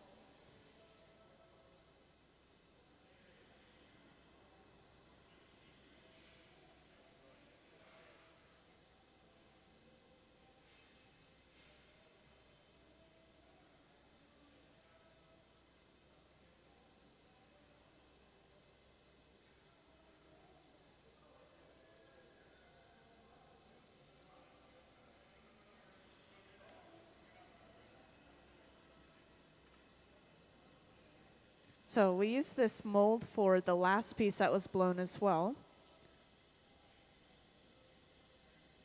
And last time, that bubble kind of got pushed into the crevices of the mold, and it kind of gave us a little bit of a cylinder on the end of the piece. This time it looks like it partially blew into the mold, and it gave us a large bubble on the bottom of our piece. And all of these forms are pretty abstract, so this isn't meant to be a specific shape. Of course, our artist Jay does have sketches and inspiration for all of his pieces, but all of these are kind of fluid. They don't have a specific use in mind. So these aren't vases. They're more of a decorative blown form. And do keep in mind, eventually these are going to be filled with some neon tubing. So for those who just joined, we are going to be putting some neon into this piece, much like this one that we have on the front pedestal here. And if anyone ever wants to take a closer look, you can always come down to the front row and take a look as well. But we have some different types of gas inside of those individual tubes, which is really cool as well. We have some argon, which is creating a blue light inside of the tube, and then we have some neon, which is creating that classic orange-red light.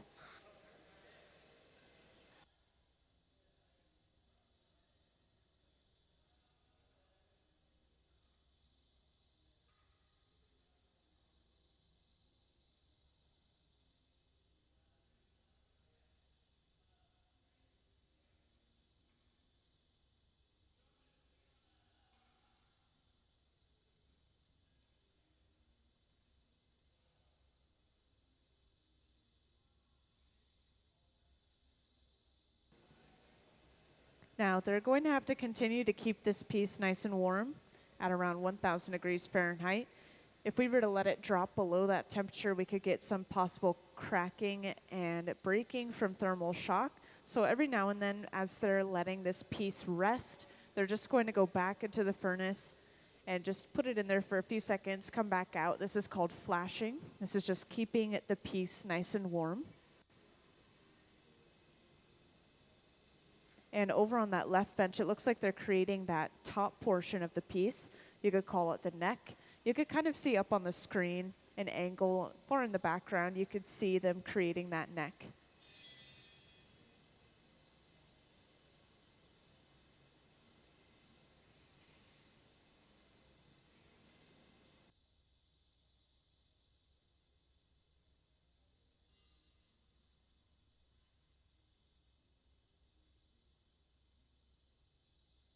And the lower half of this piece at the center bench is complete.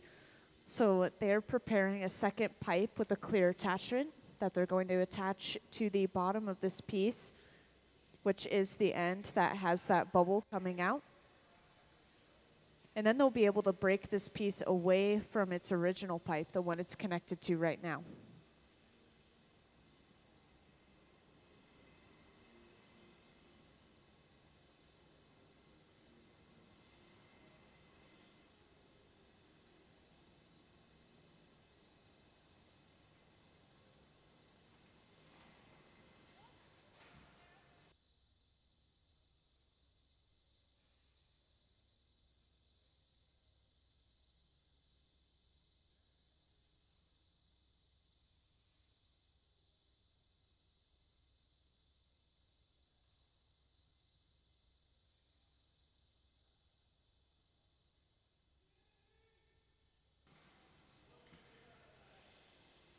So at the center bench, Gabe has just attached that second pipe.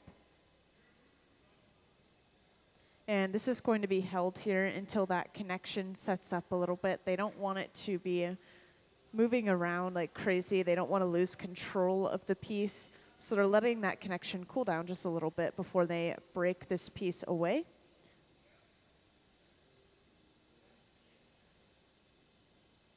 And to break this off, they just apply a little bit of water to that connecting point as they are right now, and then tap the pipe, and that breaks that piece cleanly off. So now you can see we have access to the other side of the piece, and we could start to alter that side as well. And eventually, that piece that Ben is working with over on the left bench, the neck, is going to be pushed onto the top of this piece.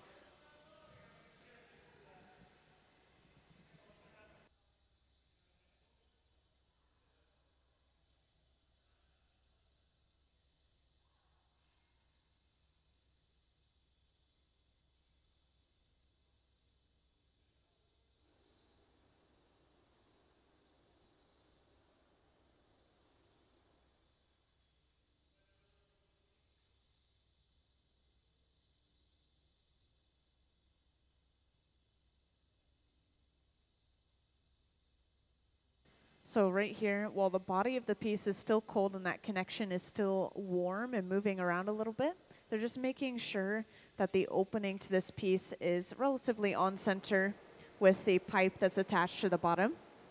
Just makes it a lot easier to open this piece up when it's centered than it would be if it was off center.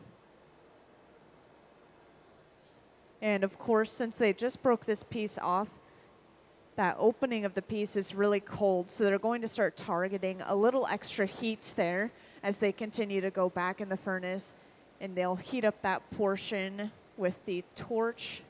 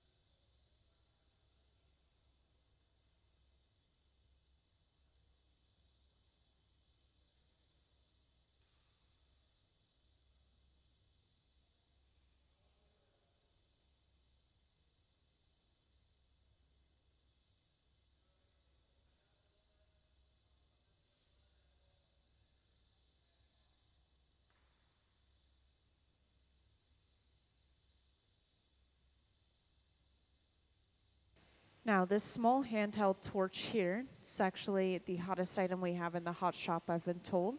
Can get up to around 5,000 degrees Fahrenheit. So they're using this torch to heat up a really small area of the glass at a time. And this kind of allows us to get some fine details in the glass, or in this case, we're just heating up that connecting point right on the edge of that glass.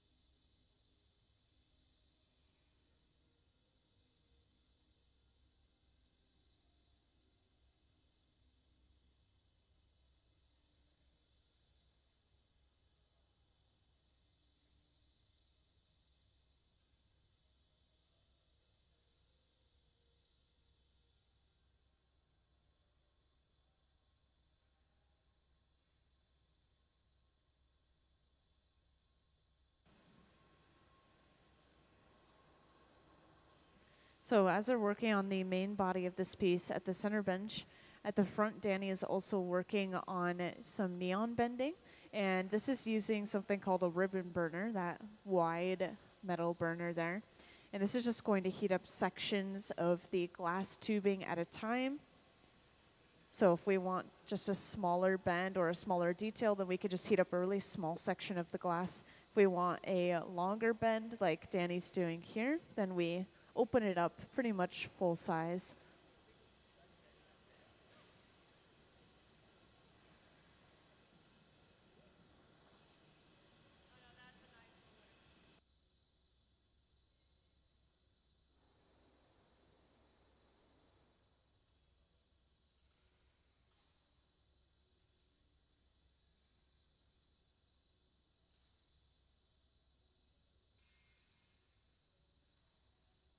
So eventually this tubing is going to be filled with a gas, depending on what colors they want to use for this piece.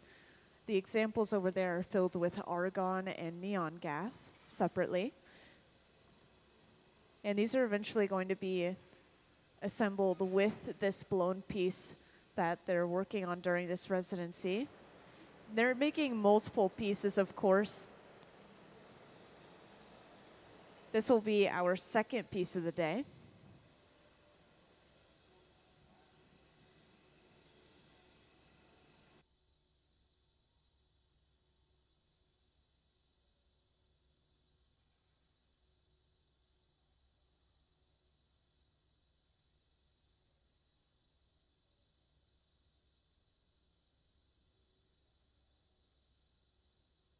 So at the center bench, they're working on the main body of this piece. Over on that left bench, they've been working on the neck of this piece. And this is eventually going to be attached just to the top of this piece. And they're actually going to press it inside to create a little bit of a dip at the top of the piece, just like the one on that front pedestal over there. And at the center bench, they're currently using something called the Sophietta. That cone is going to block off the opening to the piece, and it allows them to blow a little bit more air inside and kind of reinflate that piece.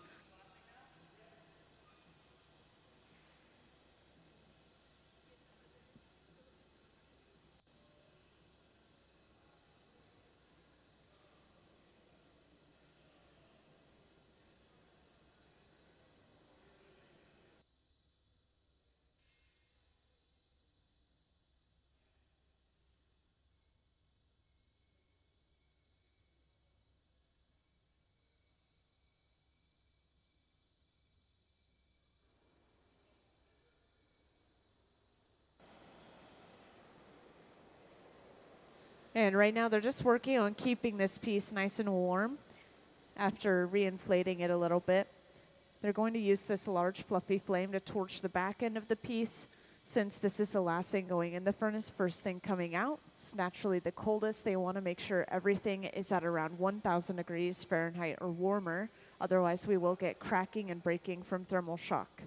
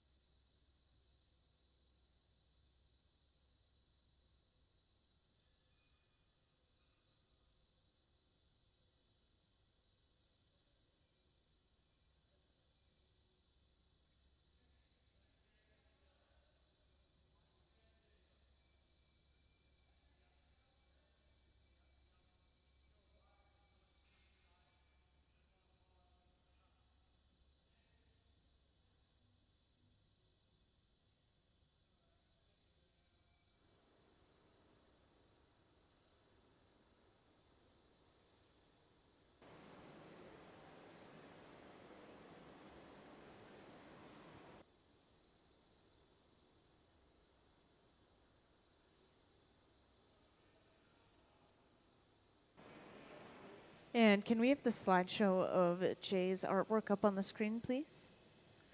So everyone, up on the screen there will be a slideshow of our visiting artist artwork, Jay Macdonell.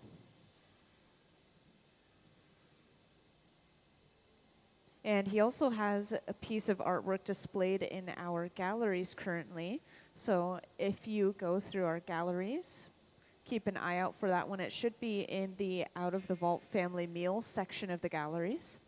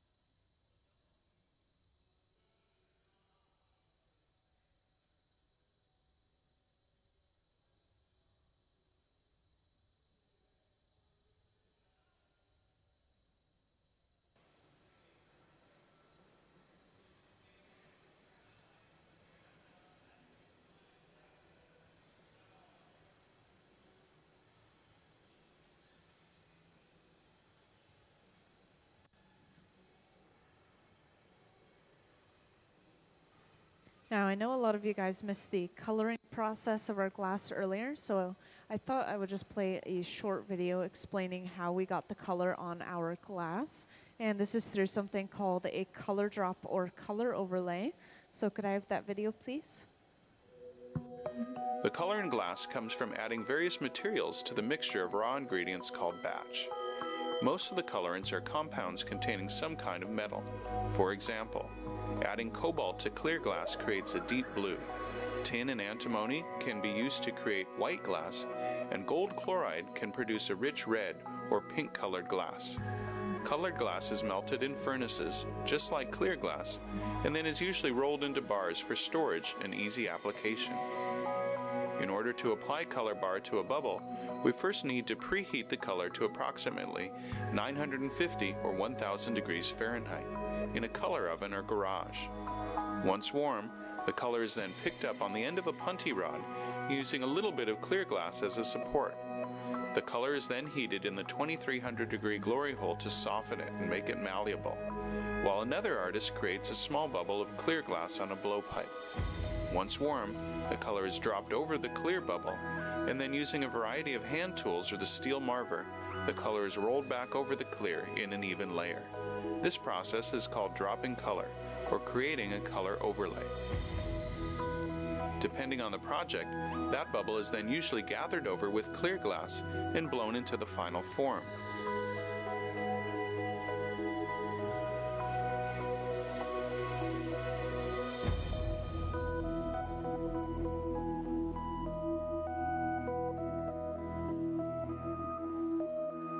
The finished product may appear to be all made from colored glass, but when viewed in cross-section, we can see that there is only a thin layer of color sandwiched between many layers of clear glass.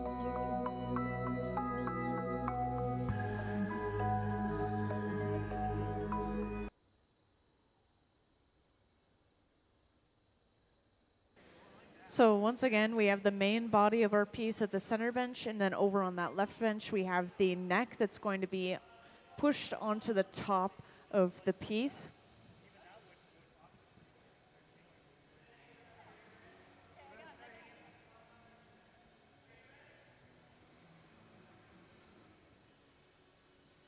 So right now they're heating up just the front end of the body. They're trying to make it soft enough that when they attach the neck, it's going to kind of push in a little bit, kind of like this piece on the front pedestal here. You can see that there's a dip down right where they've attached that neck.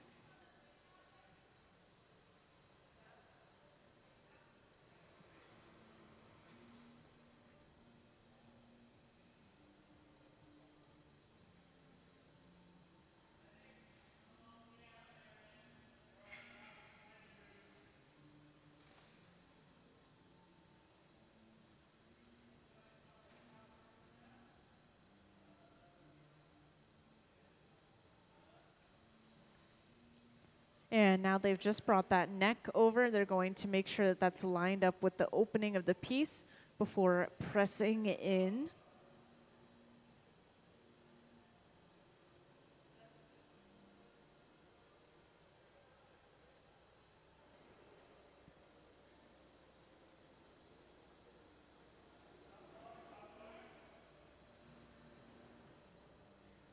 And at the same time, behind the scenes, somebody has been blowing into the end of that hollow pipe as well.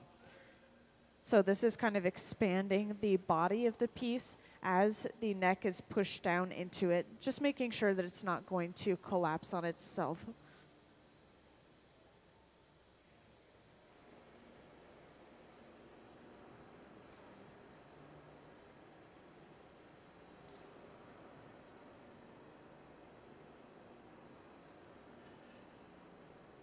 And then after applying a little bit of water to that connecting point, they break that second pipe away, and they now have those two pieces assembled. They have the body and the neck.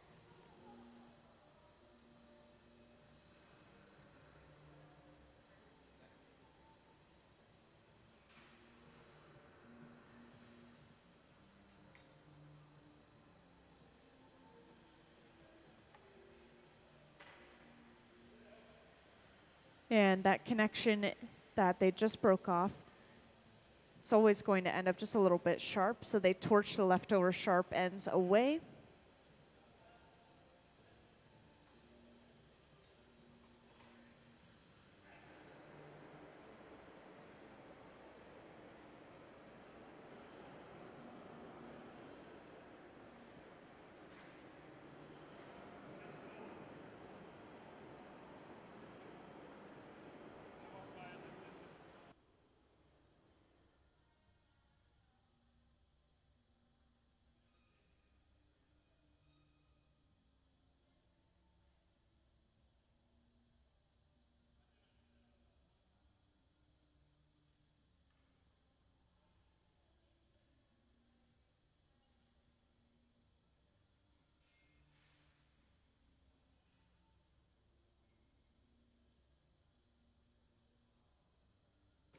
And now everything is just a matter of making sure everything is nice and warm and preparing to break this piece off to be put away. So they're going to start torching the back end of the piece, making sure everything is nice and warm. If the piece were cold when they break it off, there could be cracks that travel through that cold glass. So they're just going to prevent that by heating up that back area just a little bit extra.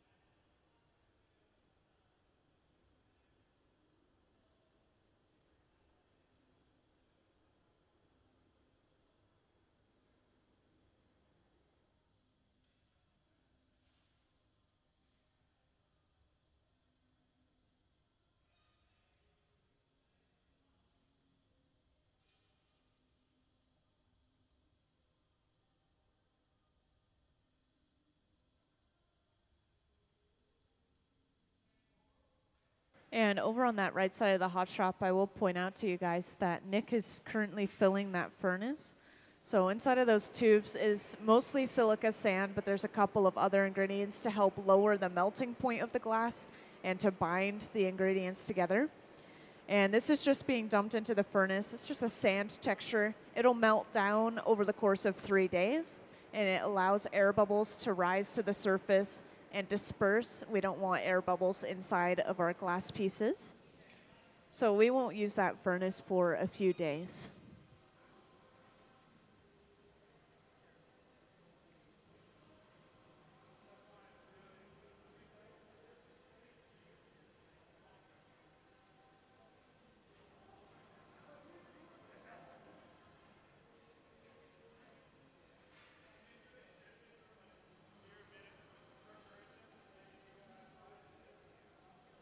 And now to break this piece off, they're cutting at that connection with a pair of shears before applying a little bit of water to that connecting point, which is going to cause some shocking and cracking in the glass.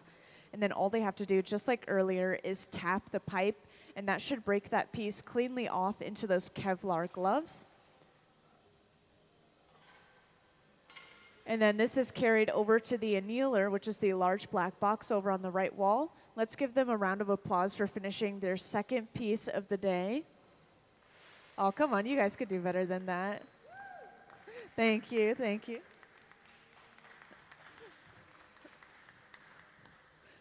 So this is going to rest inside of the annealer at least overnight so it doesn't break from thermal shock. It's going to cool down from about 950 degrees Fahrenheit all the way to room temperature. And does anyone have any final questions before we take our lunch break?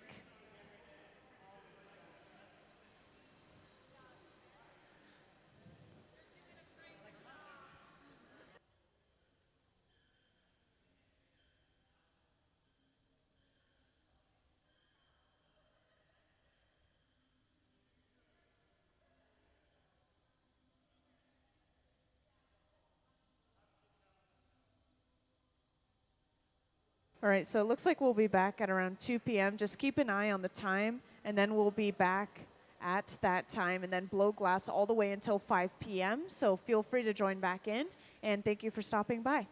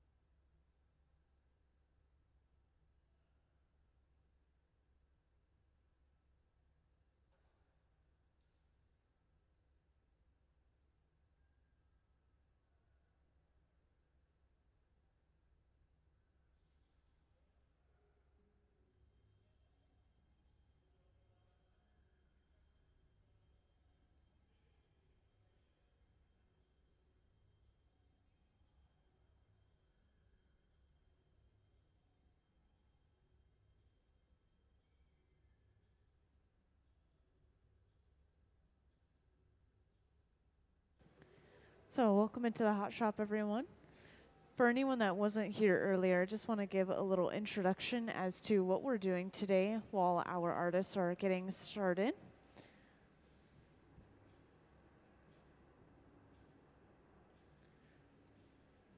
So, today we have a visiting artist, and you can see him over on the left side of the hot shop in the white t shirt, and his name is Macdonell.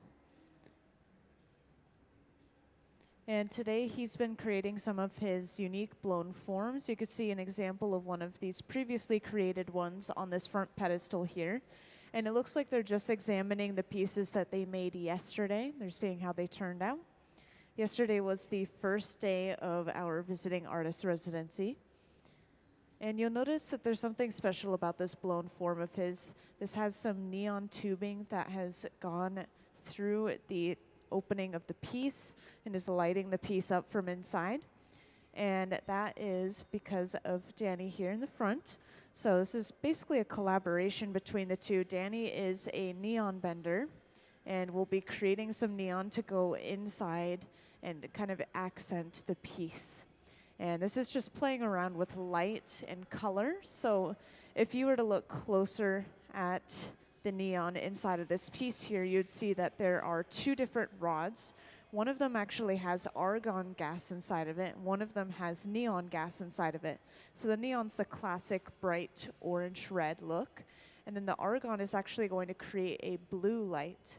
And so they have the same color of tubing, but they have the different gases on the inside. And this is giving them a completely different appearance. The argon is creating a green when it's mixed with the color orange, the orange tubing. And so we'll see how they play around with color even more. Earlier they were pulling some of this tubing by hand to create some more of the neon tubing. And as well as that, they were also creating the bodies of the artwork as well. So we made two blown forms of J's. And if anyone ever has any questions throughout the process, feel free to raise your hand and I'll come right over. I guess I'll get us started with a little bit of a rundown of the hot shop as well. So for anyone who hasn't been here, I'll point out our first furnace. This is the large tank with the closed door. You can see the glow from behind the door. And this is where we're getting all of our clear molten glass. It's staying at a pretty consistent 2100, 2150 degrees Fahrenheit inside of that furnace. And it can hold up to around 1,000 pounds of that clear molten glass. We have two of these, but we use one at a time. Since we're using so much glass, we have to kind of fill the other furnace up and let it recharge. And then the open face furnaces, of course, these are our reheating furnaces. We use them constantly, keeping that glass at a nice and warm temperature, kind of like the texture of taffy. So we don't want it uncontrollably hot. We don't want it cold, otherwise it won't move. And we have two of those furnaces on at the moment, just so that we can work at two benches at the same time. So there's not really a difference between those two furnaces.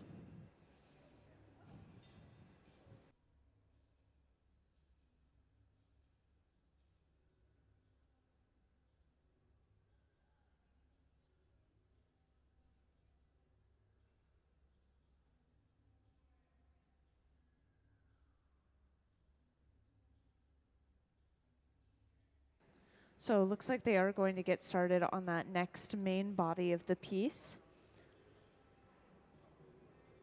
And they'll usually start the bubbles on the side benches, and then they'll bring it over to the center bench where they'll blow it out and start turning it into its final form. That's usually when they have all of the glass they need.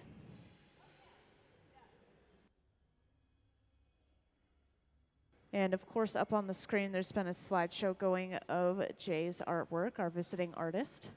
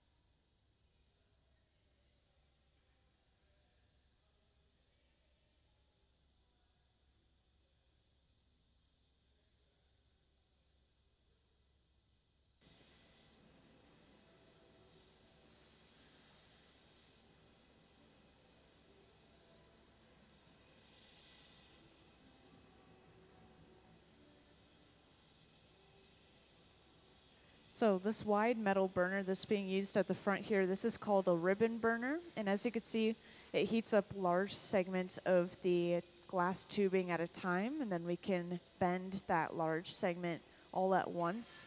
We can also make the flame shorter and bend smaller sections at a time as well.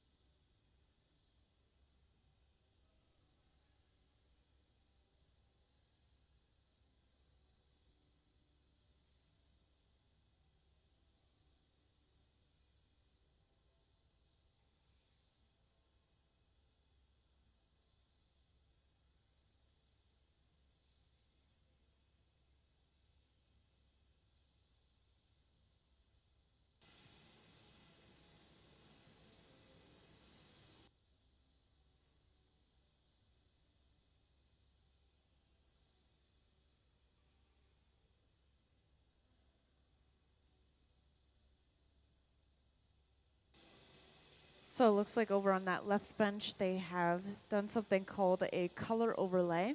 And this is where we're getting the color for all of our different pieces. So they'll take a chunk of solid colored glass, they'll melt it down and drop it onto a small clear bubble. And this is just going to create that really smooth, even layer of color. Kind of like the top portion of this piece. It's a really nice transparent gray all the way through and through. And at the center bench, it looks like they're going to be doing that same thing as well. They're going to be doing a color overlay.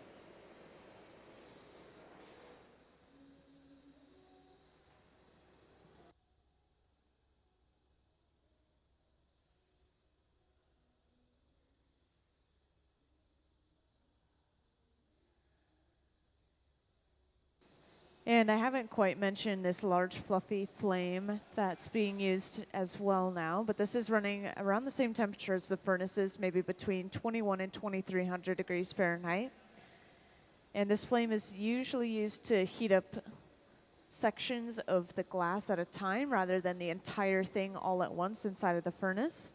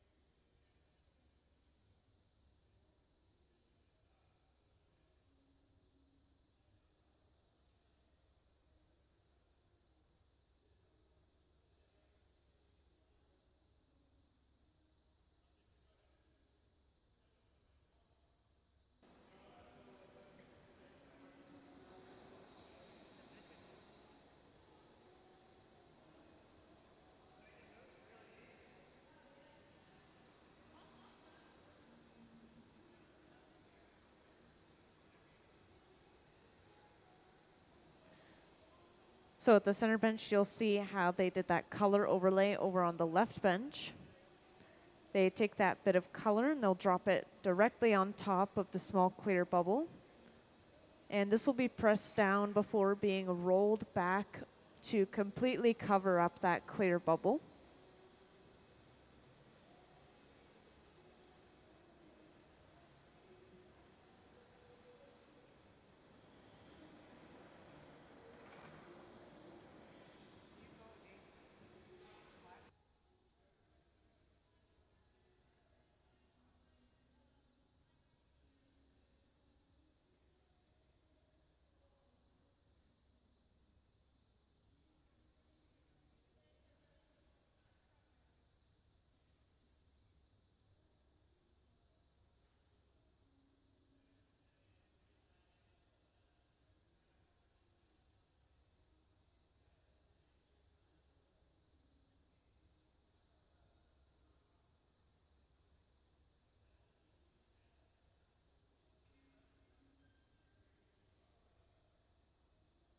And to shape the glass and roll it back, we usually use the marver, which is that large metal table kind of by the center bench there.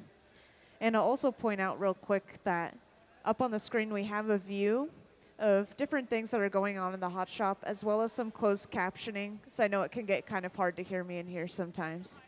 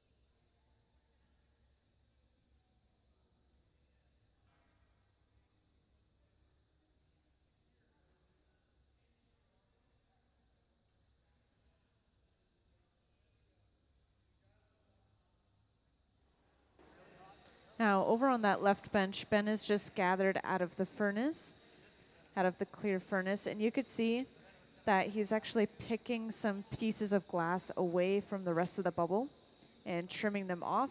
And this is possibly to get rid of some little imperfections such as dust or air bubbles that are trapped inside of the glass. We want to make sure to get those out as soon as possible so they're not permanently stuck in our piece.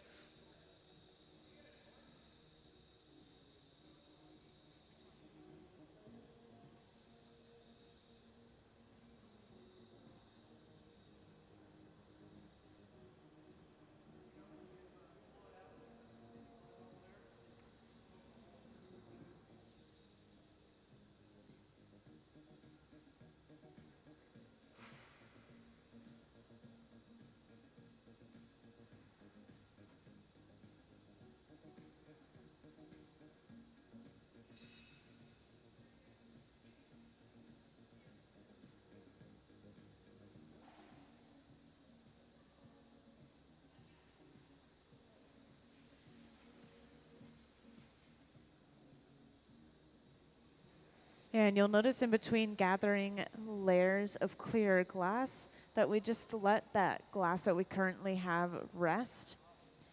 We want it to cool down enough for it to be kind of like a solid core inside of our next layer of clear.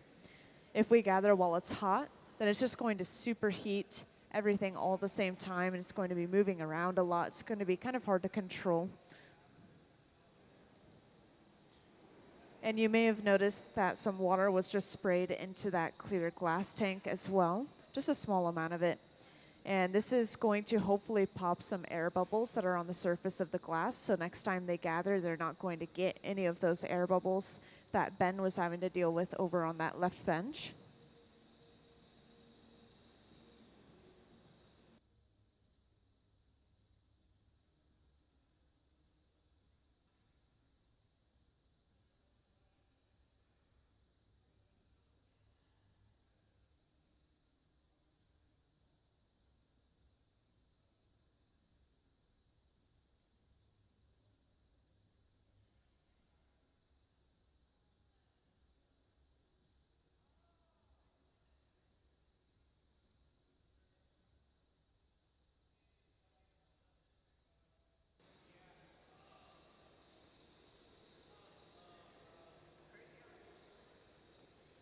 And every now and then the heat will start to travel back towards the artist's hands. So over on the right side of the hot shop, a pipe cooler is being used. This is just a trough of water, splashes water up onto the pipe, cooling it down pretty much instantly. So now we can handle the pipe much closer to the glass.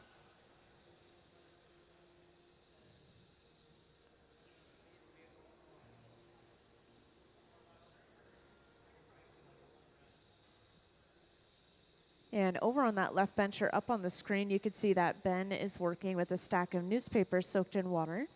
And you'll see these very frequently used in the hot shop. They can kind of guide which way the bubble blows out with these, and they could just change the overall shape. As you can see, it's really close to using our hands to shape the glass.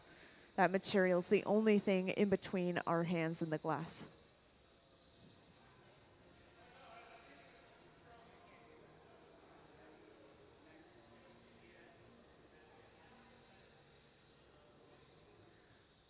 And I will specify, over on that left bench, they're making the upper portion kind of like the neck of the piece. And then at the center bench, they're working on the main body of the piece. It's going to be blown quite large. So they're going to have to gather many layers of glass onto this piece.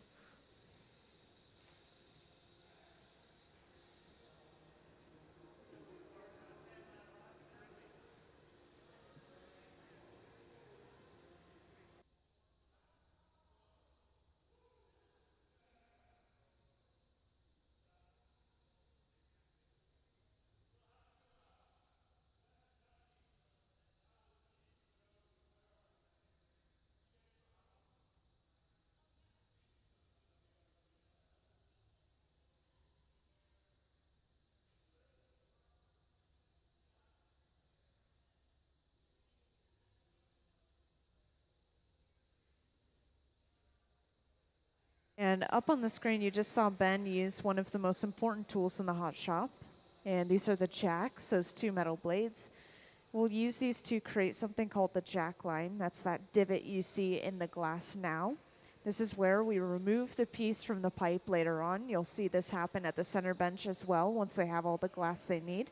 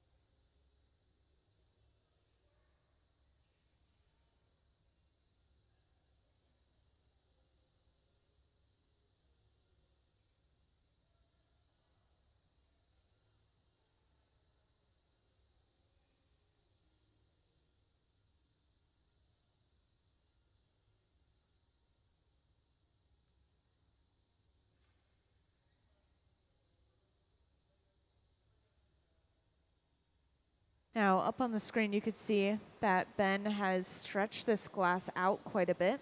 So we've gone from a nice round bubble to a pretty much like a tube. And this is going to be rolled on a wooden board that has stacks of wet newspaper laid out on top of it as well. This is just going to apply an even pressure across the entire piece all at the same time and completely straighten and smooth those walls out.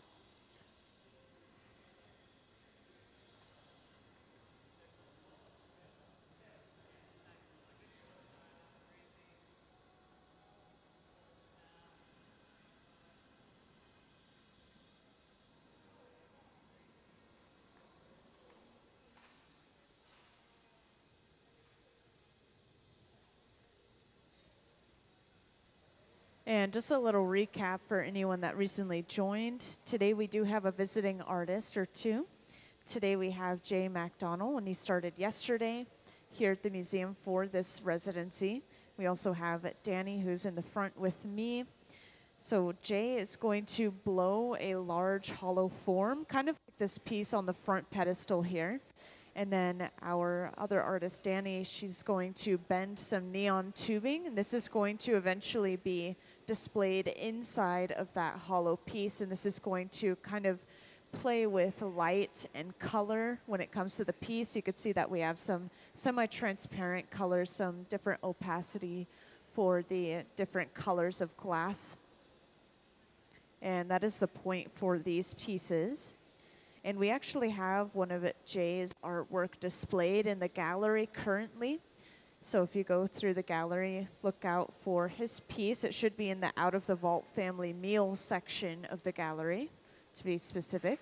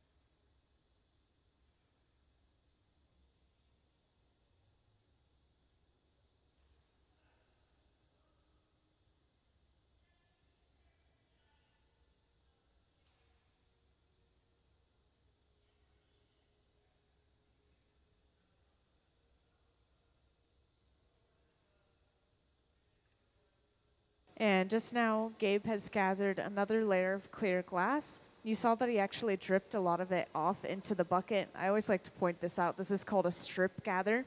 It's purposefully just trying to get a smaller layer of that clear. Sometimes it's to cover up a design. Sometimes it's just to get an exact measurement of glass, pretty much. And we can see a good view of that pipe cooler up on the screen now. I mentioned it a couple of times earlier. This is where we cool that pipe down. It's just some water, splashes water onto the pipe. Now we can handle it a lot closer to the glass again.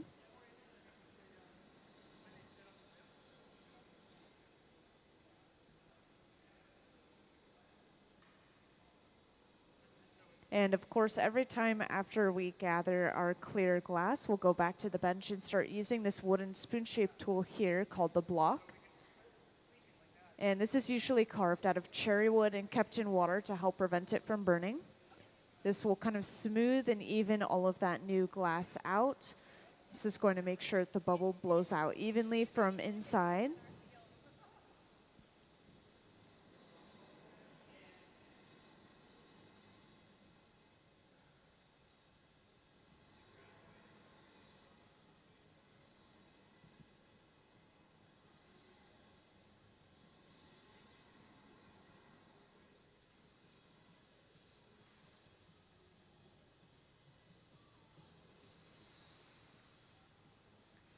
And I just want to remind everyone that if anyone ever has any questions, feel free to raise your hand and I'll come right over, no matter where you are.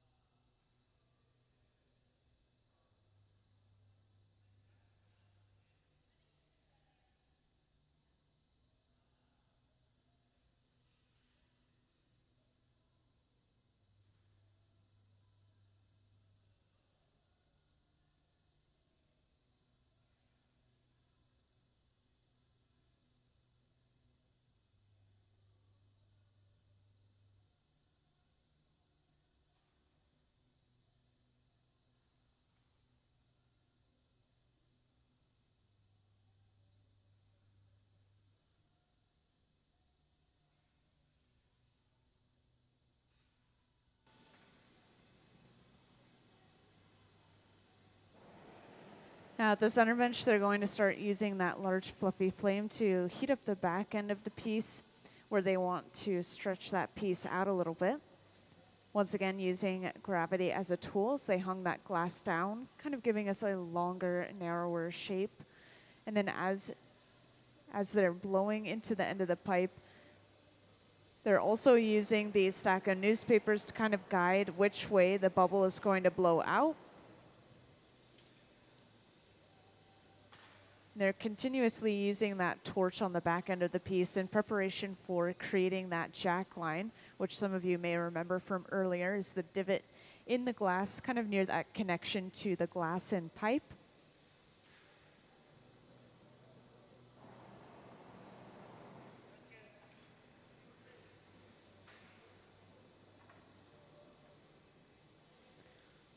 So now Jay is going in with the jacks, those two metal blades, and carving a line near that connection to the pipe.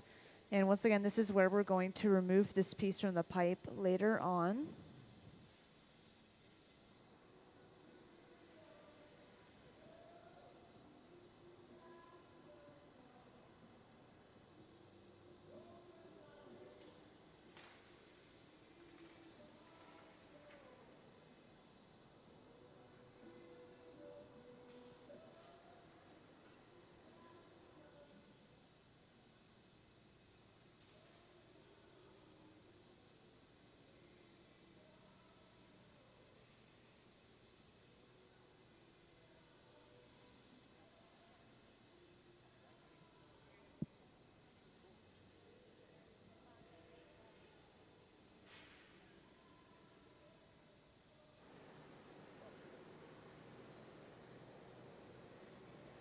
And right now, I'll also mention that the color of this glass may look as if it's orange right now. But that's just because of how hot it is. It's kind of radiating light and heat at the same time.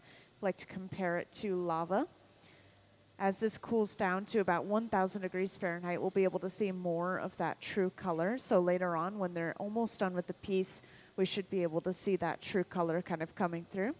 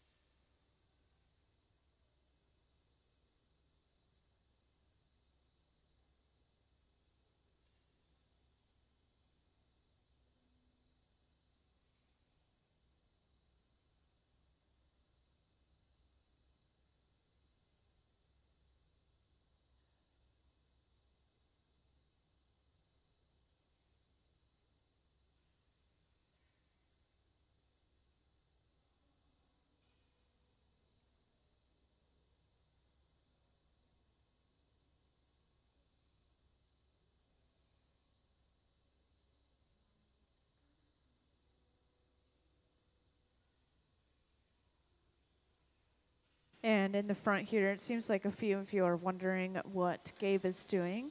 He's preparing a second pipe with a clear attachment on the end that's eventually going to be attached to the bottom of the main body of this piece, which Jay is working with over on the right now. And Jay has just brought this glass piece over to a large wooden mold. This mold is pretty small. It's only meant to hold a portion of this glass. So he's pushing and blowing into the pipe, and this is going to push that glass into the mold and kind of fill in the crevices of it.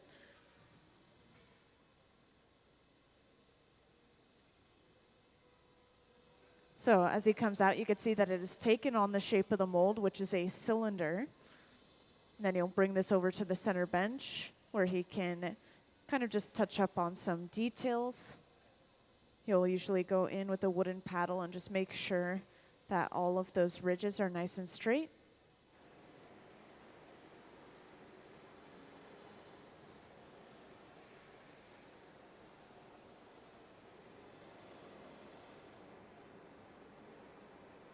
And you can see that there's quite a bit of heat built up into the bottom of this piece. So they're going to work on heating up the rest of the body and that connection between the glass and the pipe to make sure that we don't get any cracking or shocking from thermal shock.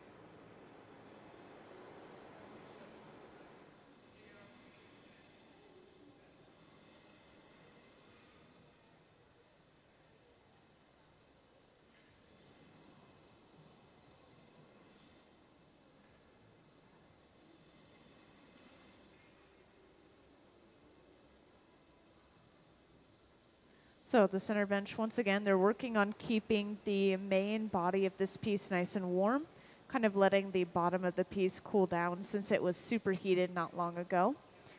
And Gabe is just finishing up on that second pipe. The second pipe that we attached to a piece is called the punty. And the purpose is to basically flip the orientation of the piece. So right now, we have access to the bottom of the piece, but we want access to the other side so we can finish it off.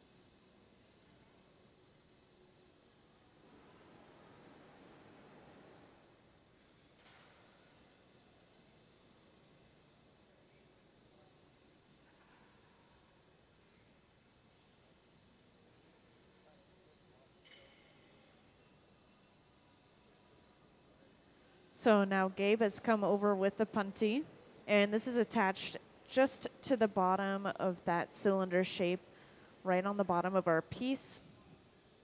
And they're actually going to go in with a pair of jacks, and they're going to make a line right in the middle of that connection as well, just to make this second pipe easier to remove later on.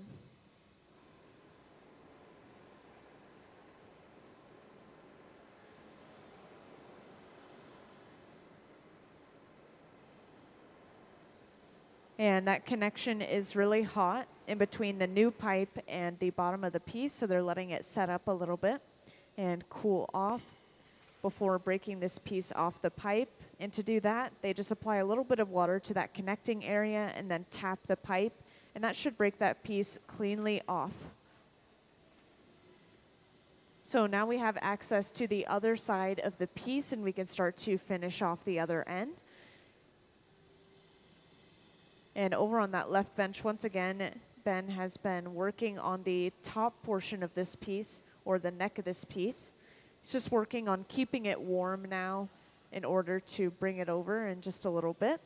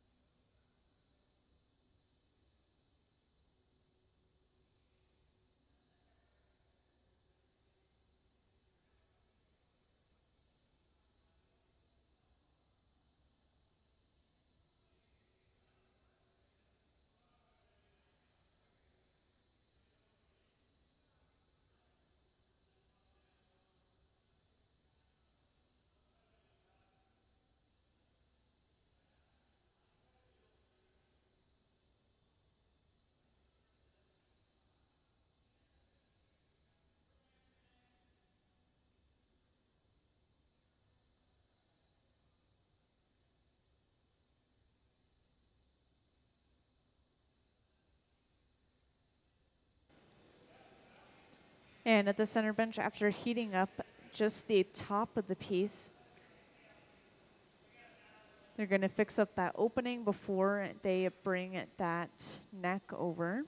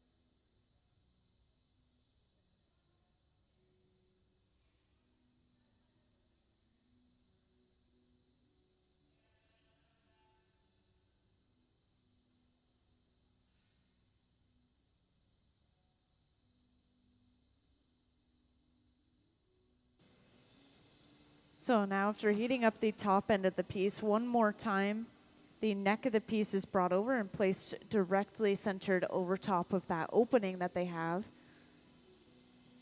And this is actually going to be pushed into the top of the piece, much like that one on the front pedestal there. You can see it kind of dips down right around that connection. That's because the top is hot and they're pushing into the piece. And at the same time, there's someone blowing into the end of the pipe using a hose or a mouth attachment. And this is continuing to inflate that hot glass around the connection, just giving it even more and more of that dipped in look.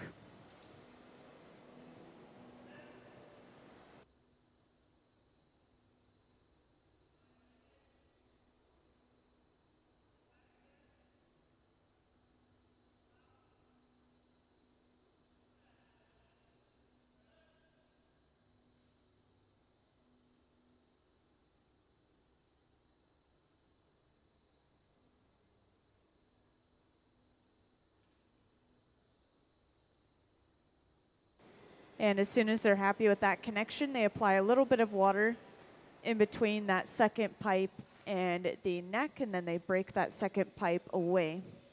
And that little clear attachment that is left over on the neck is going to stay for now, but later on, once the piece is completely finished and cooled down to room temperature, they will grind off any excess glass and polish the piece.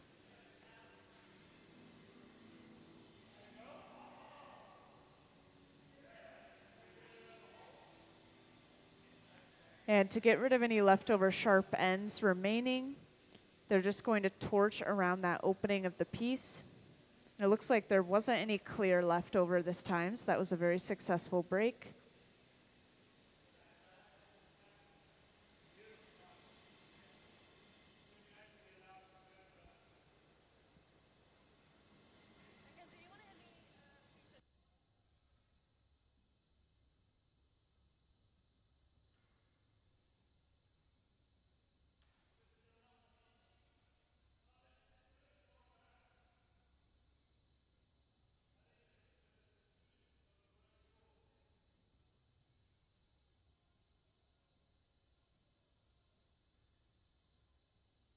And this nozzle that's being used at the center bench is just blowing some compressed air.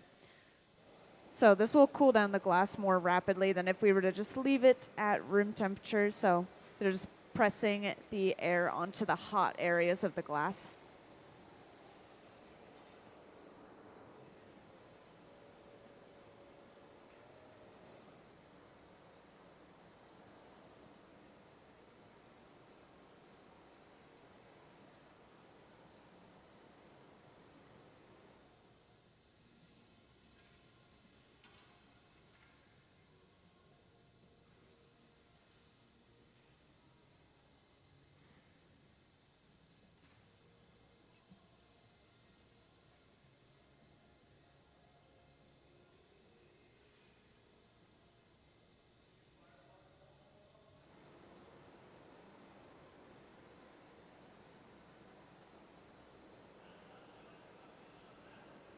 And our piece is pretty much finished. You can always tell when we're getting ready to break something off when we start torching the back end and that connecting area of the piece. And you'll see someone suited up in these Kevlar gloves. They're getting ready to pick up that piece off the end of the pipe to be put away.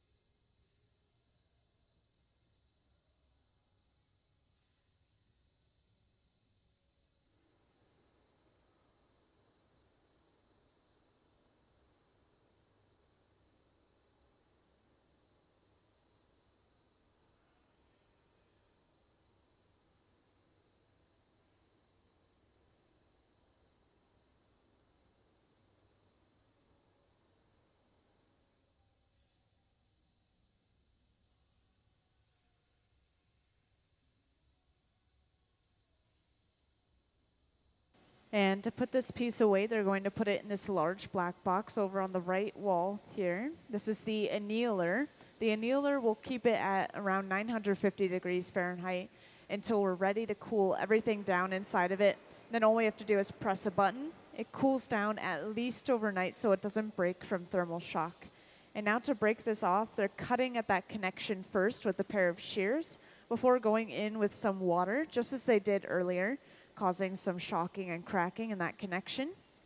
And then all they'll have to do is tap the pipe, and that should be a clean break. And let's give them a round of applause for finishing that piece.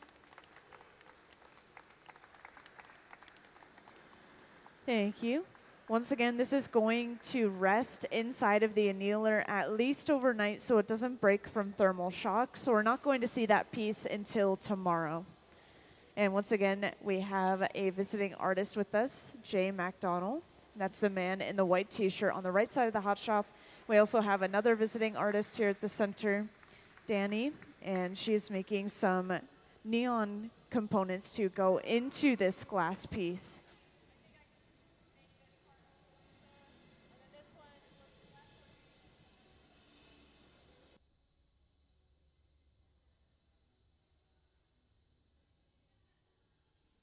And if anyone ever wants to take a closer look at this piece that's on display here, I can also explain it a little bit better as well. We have two different neon tubes that are going into the piece here.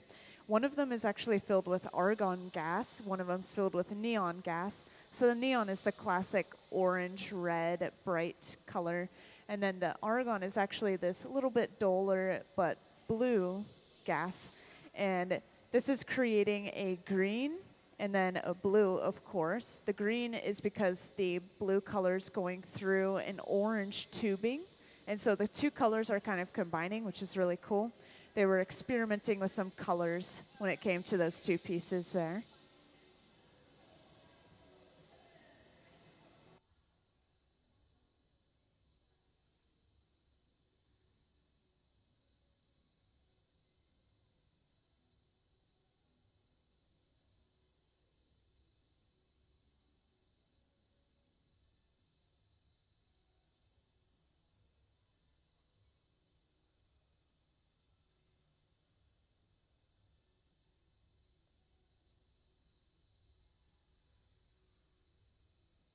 And after finishing a big piece like that, our artists will usually take just a 1 to 5 minute break, get some water, maybe go to the bathroom, anything they need to do, and then discuss what they're going to make next. Our artist has come in with a bunch of sketches and ideas, but we'll see what they create next.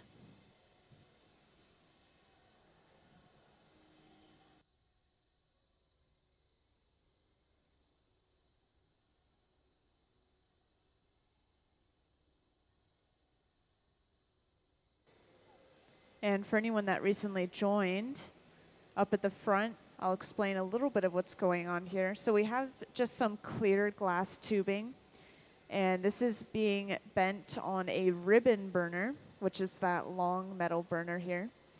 In the ribbon burner, we can adjust it depending on what length of the glass we want to heat up at a time. So in this case, we're going to the max length and heating up as much glass as we can at once on that ribbon burner.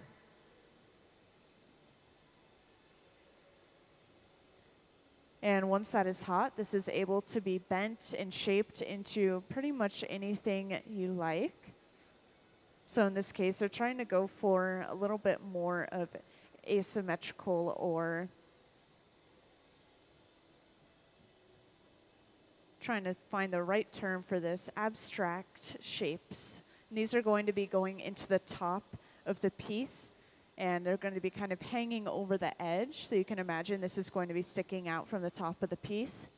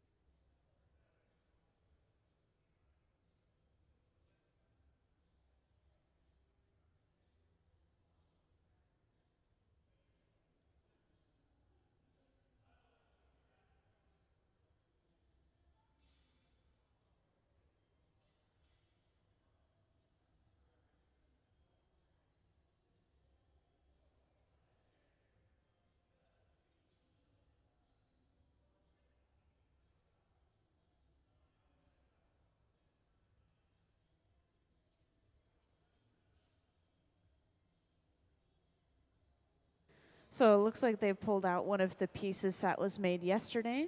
It looks like they might do a little bit of experimenting with it, figuring out what they want to do for the rest of these pieces.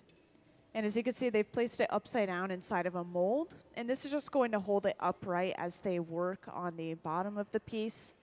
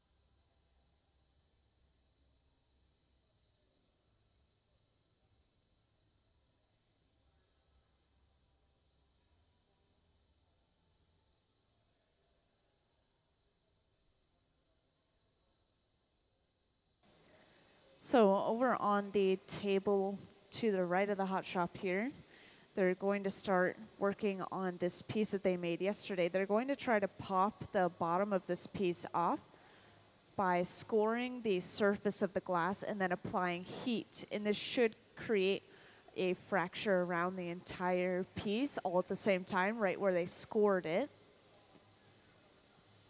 And we'll see how this works.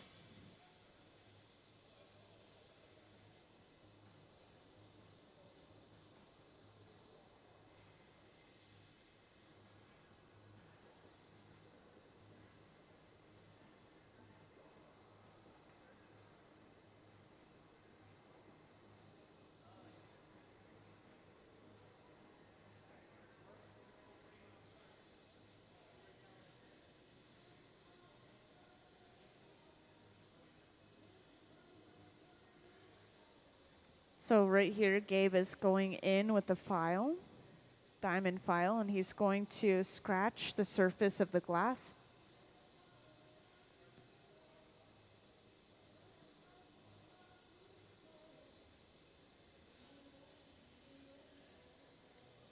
And then Jay is going in with a small handheld torch, and he's just going to heat up a really, really small area of the surface of the glass, just around the zone where they scratch the glass. And this should start to create a fracture around that entire area of glass.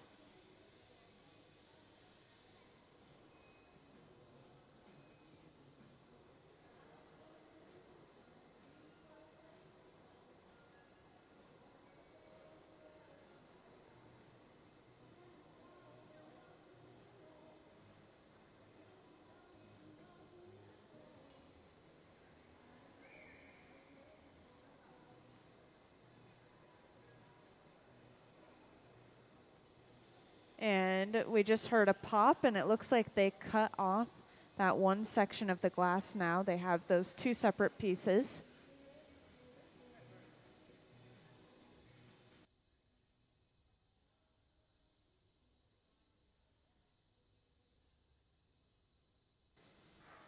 And I believe this is going to allow them to incorporate more of those neon elements, so they'll be able to actually put some of the tubing inside of the piece. As you saw, we had a really small opening beforehand. We would not have been able to put the neon inside of the piece without doing that.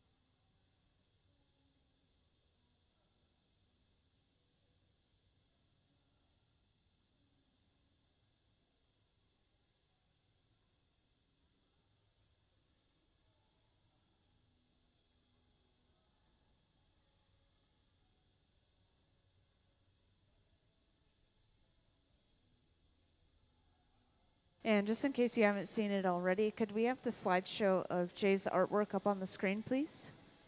Thank you. So up on the screen, there will be a little slideshow going of some of Jay Macdonell's artwork.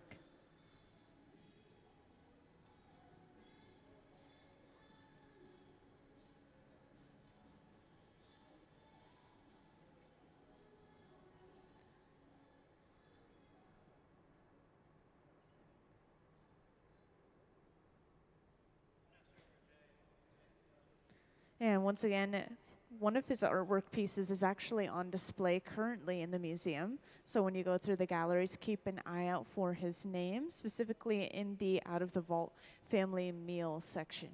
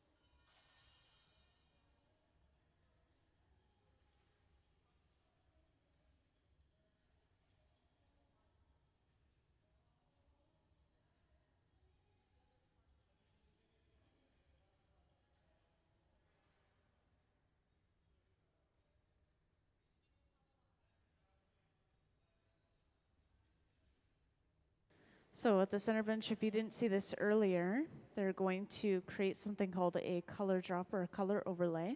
They're taking that color and dropping it on top of a small clear bubble. And this will be evenly spread over top of that bubble. And this will create that really smooth, even layer of color across our entire piece.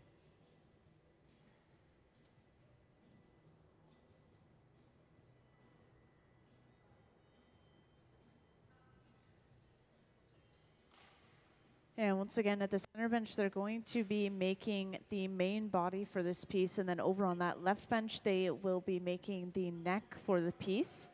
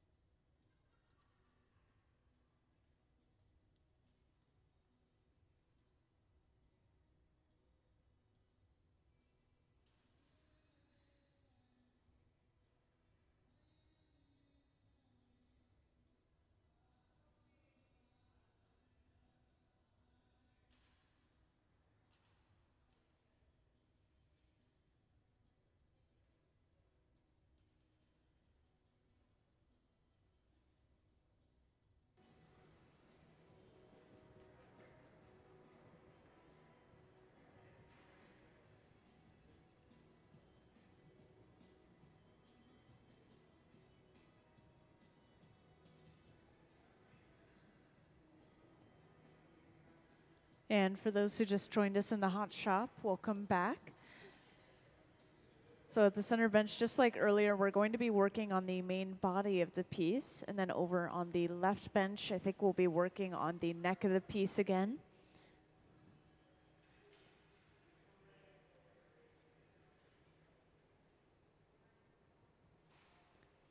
And from what I've seen so far today, it seems like these pieces each take about an hour, maybe even a little bit less. These guys are really fast with their glass blowing.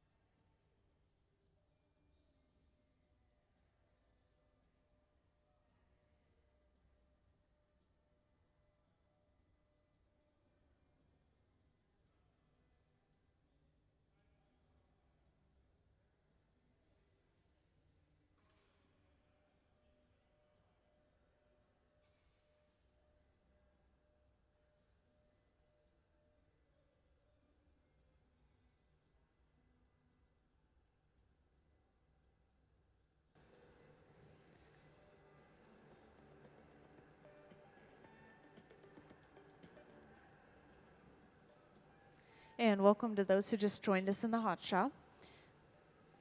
So today we have a visiting artist with us, and his name is Jay, and he should be somewhere around here. I'll point him out next time he comes into the hot shop. But at the center bench, we're working on the main part of the body for his piece, which is going to be a blown form, kind of like the example that we have on the front pedestal there. And then over on the left bench, we're creating the neck, and that's going to be stuffed into the top of the piece. And we're going to push down, which is going to kind of create a divot or a dimple all the way around where that connection is. That is like the specialty for all these pieces. They push it in and they create that divot. And right now we're just working on building up some mass on this piece at the center bench. So each time we gather clear, we're going to smooth this out, maybe make the bubble a little bit bigger inside, and then we let it cool down before gathering yet another layer of clear. And they're going to do this as many times as they need for the right amount of glass for their piece. And just then they used a pipe cooler. This is just a trough of water. It splashes water up onto the pipe. It cools it down pretty rapidly so we can handle the pipe closer to the glass again.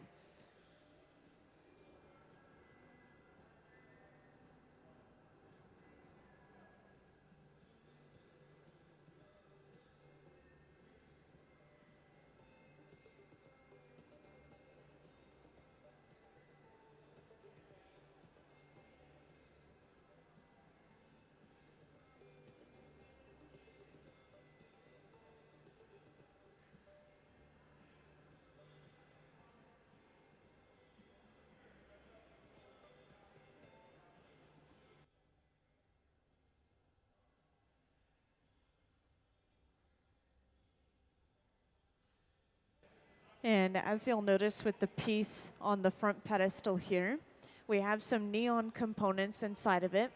And the way that this is coming into play is we have another visiting artist here, Danny, in the front. And she's going to be bending some neon tubing or glass tubing to create these neon pieces. And these are going to be coming out from the top of the shape, and then it sounds like they're also going to be trying to put some neon inside of the body of the piece as well, which is pretty exciting. And so that's what this whole setup is right here, is where we're going to be bending that tubing.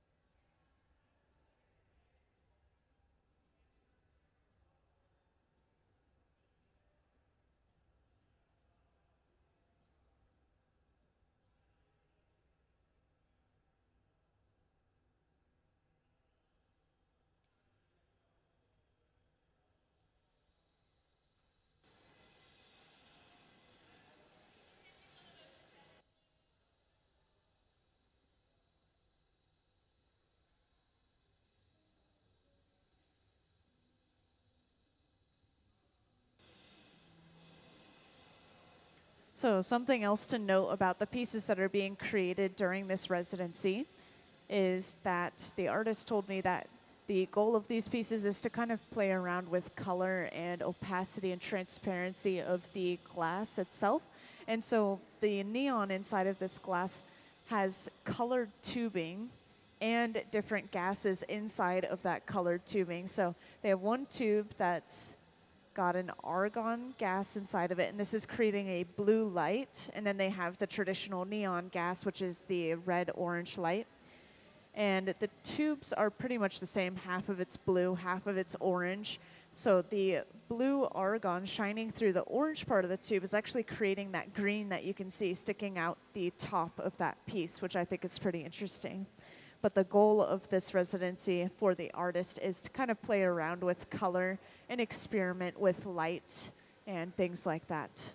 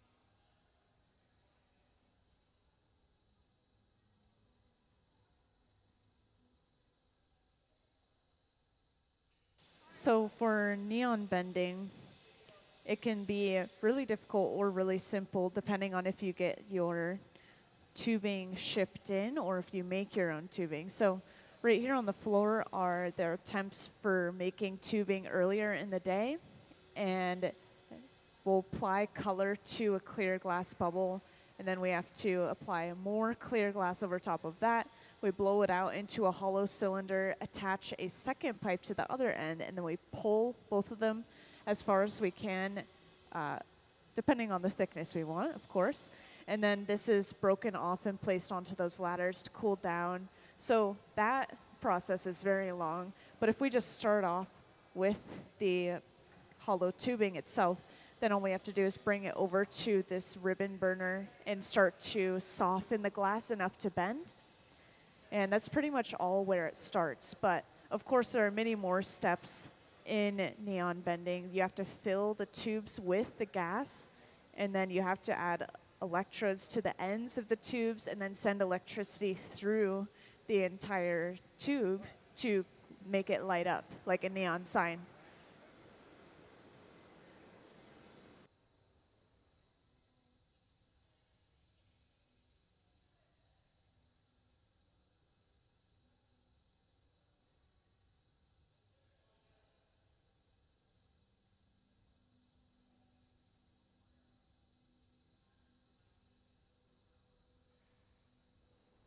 And because this glass tubing is pretty thin, once they're done bending the tubing, then they set it aside to cool down at room temperature.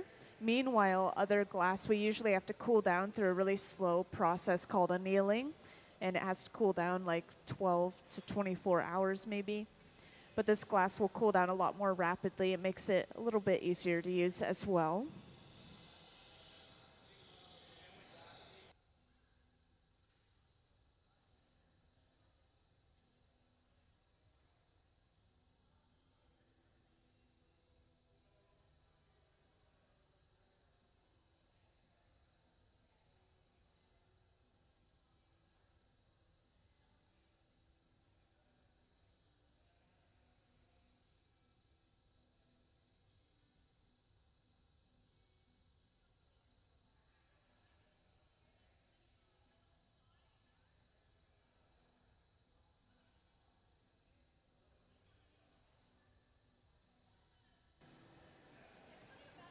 And just to let any newcomers know, questions are totally welcome. I encourage them. So if anyone has any questions, raise your hand, grab my attention. I'll come right over and answer that question for you. Can even be a question for the visiting artist himself. I'll make sure to grab him and bring him over or ask him your question.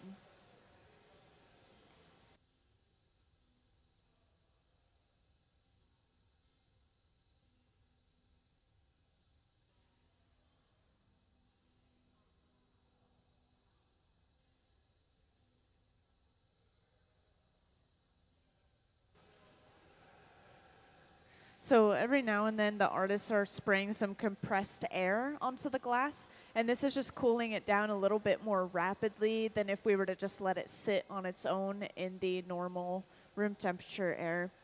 The compressed air is just going to cool it down almost as if we're blowing on something to cool it off.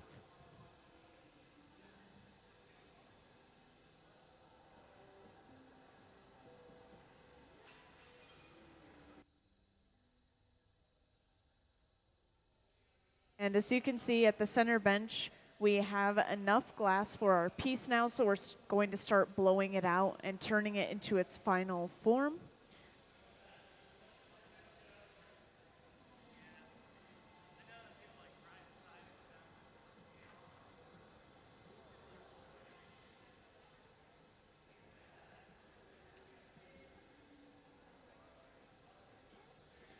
And you can see that we sometimes will hang the glass down at an angle, and this is stretching that glass out. We're basically using gravity as another one of our tools. It's going to create a longer, narrower shape. And then this large metal table here, this is called the marver. Wherever the glass touches the marver, the glass is going to kind of cool down and create a harder crust of glass. And this is going to control which way we can blow the bubble out. So if we want it thicker on the bottom, we'll touch it on the bottom. If we want it thicker on the sides, we'll roll it on the sides.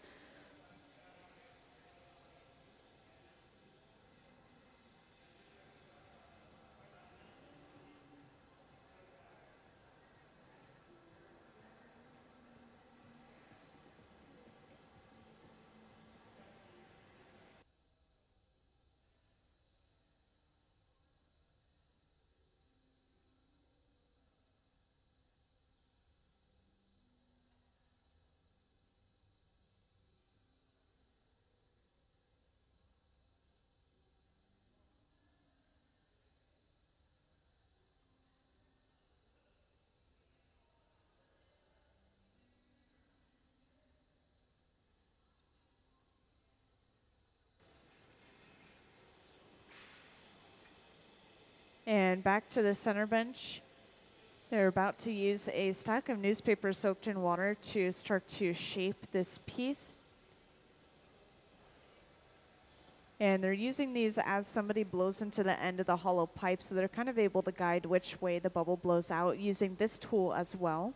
And this is as close as we can get to using our hands to shape the glass.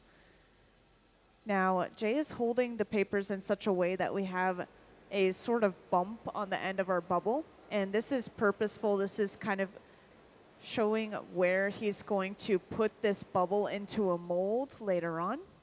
And you'll be able to see that pretty soon here.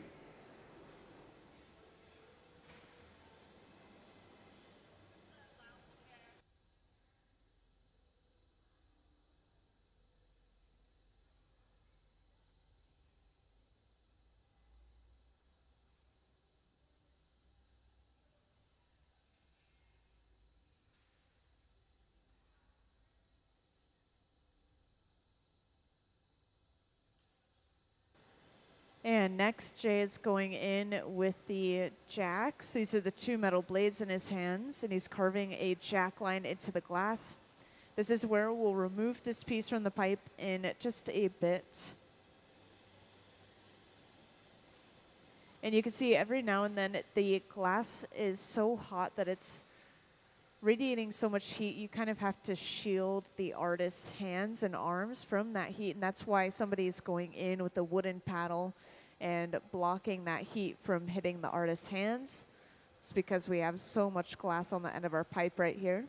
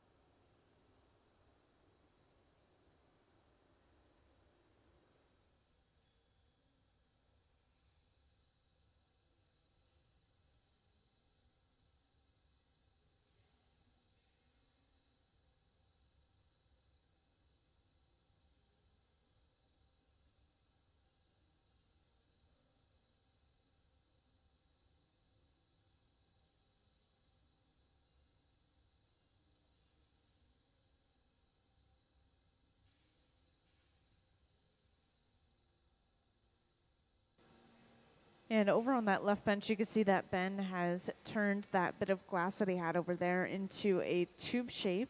And he's actually even opened up the end of that tube.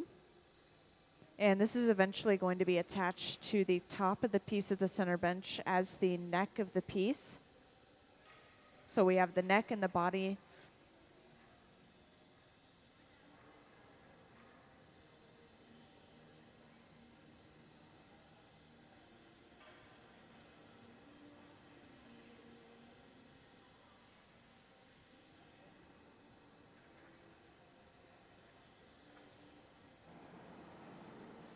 And at the center bench, you can see that Jay is heating up the bottom of his piece using that large fluffy flame.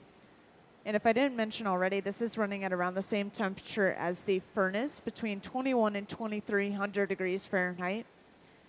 And they're just working on heating up the bottom of that piece because they only want to alter the bottom of it in this moment. So there's no need to have the entire piece hot and moving around and kind of uncontrollable.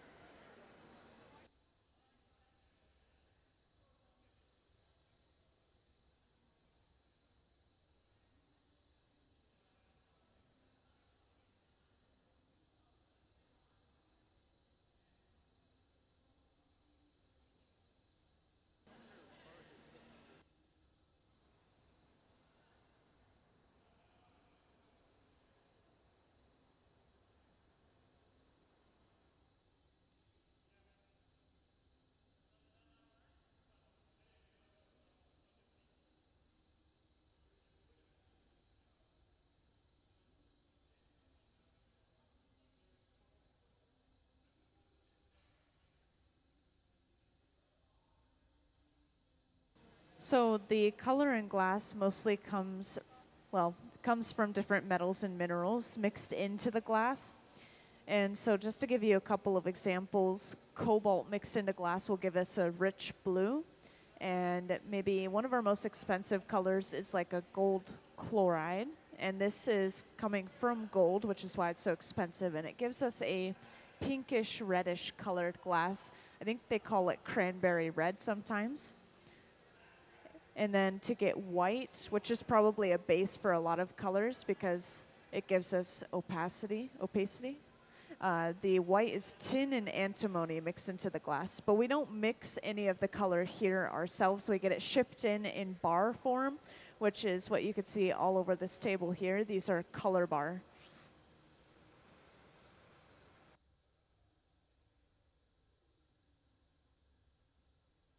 And now over on the right side of the hot shop, you can see Jay has just brought his bubble over to a mold on the floor.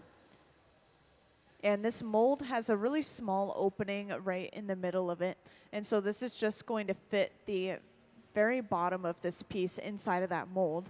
It's going to give us a little bit of a cylinder shape on the bottom of the piece.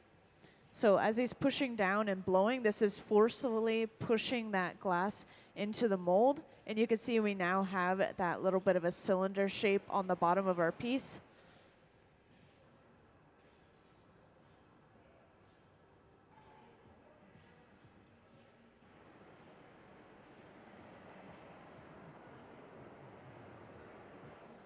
And the bottom of this piece is really hot still. It's maintained a lot of that heat. And so they're going to try to balance that heat out by torching the other end of the piece, kind of near the connection to the pipe, and then continuously going back in and out of the furnace. This is called flashing. They want to make sure that everything is at around 1,000 degrees Fahrenheit or warmer so that they don't get any cracking or breaking from thermal shock.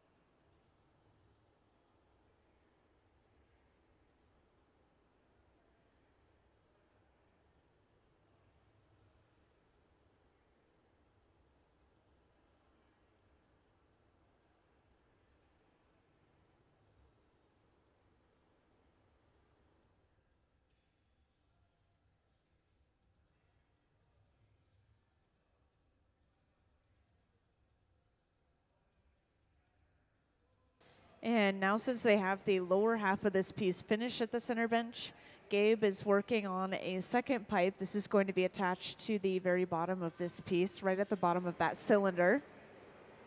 And this will allow them to break that piece off from the pipe it's currently attached to.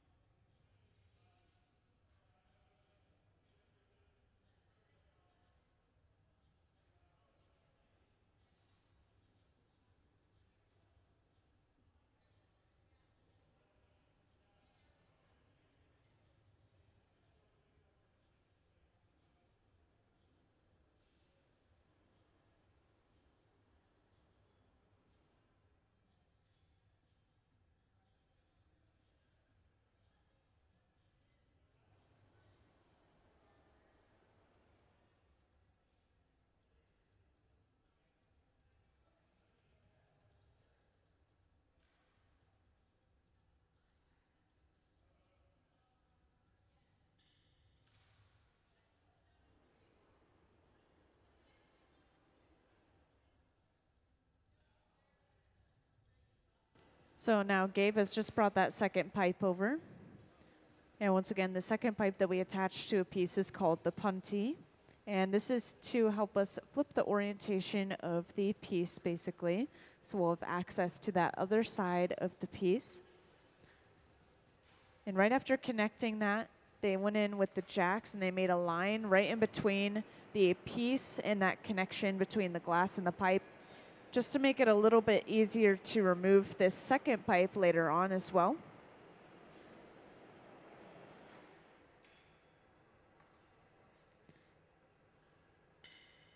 And once they feel like that connection's secure, they go in with a little bit of water and apply that to the previous jack line. Tap the pipe, and that breaks that piece cleanly off. So now we have access to the other side of the piece, and we can start to finish off the top end of the piece, including attaching the neck that has been created over on the left bench.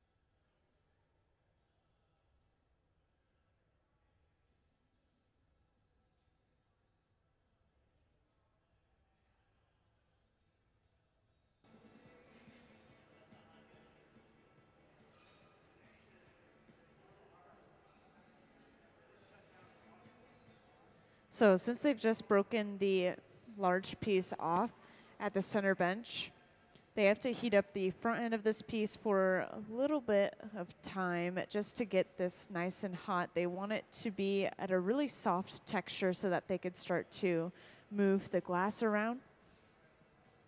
And over on that left bench, you can see they've done a pretty similar thing as the center bench. They've attached a clear bit of glass to one end of the piece. And now they are trimming some excess glass off. You could kind of see in the background of the screen.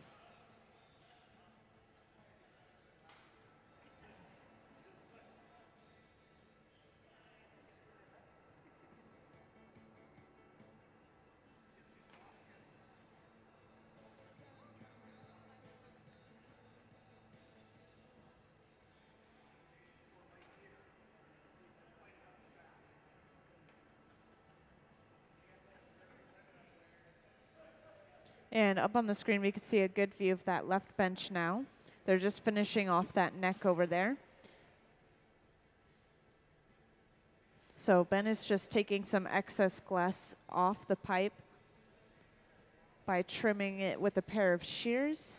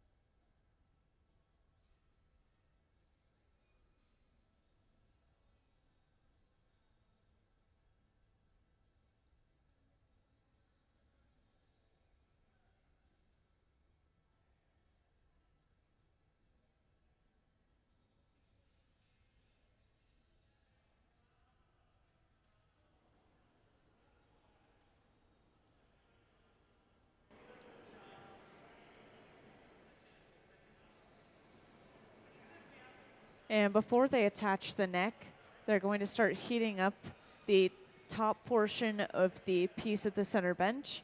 Because if you take a look at their display piece over on the pedestal, you can see that that connection between the neck and the body is dipped in pretty far. And that is purposeful. They'll heat up that connection area and then they'll push the neck deeper and deeper into the piece until they have that dip down right at that connection point.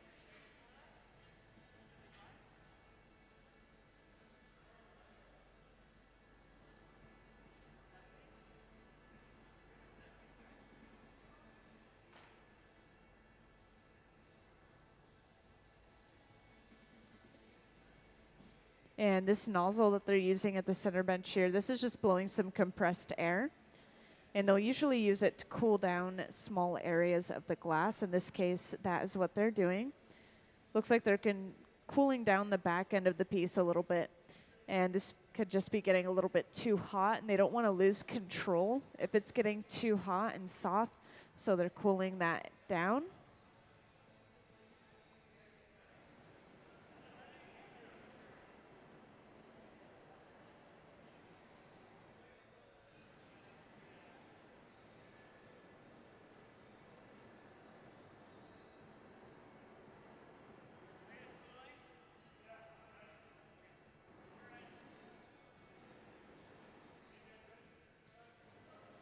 So now at the center bench, they're getting ready to attach that neck.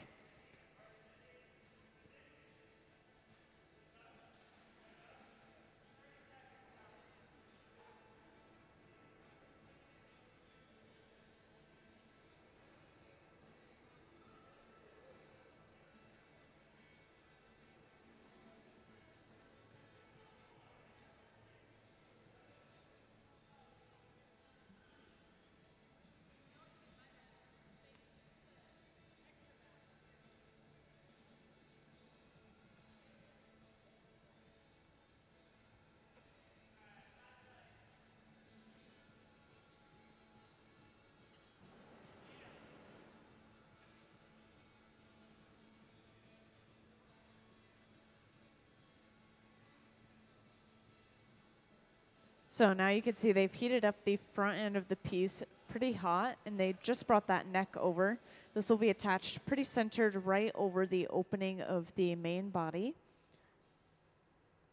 Then they'll start gently pressing this into the rest of the piece. And behind the scenes as well, there's a hose attached to the end of the hollow pipe that's attached to the neck. And we have someone that's blowing into that hollow pipe. So this is slowly expanding the hot body of the glass, just that hot area of the body.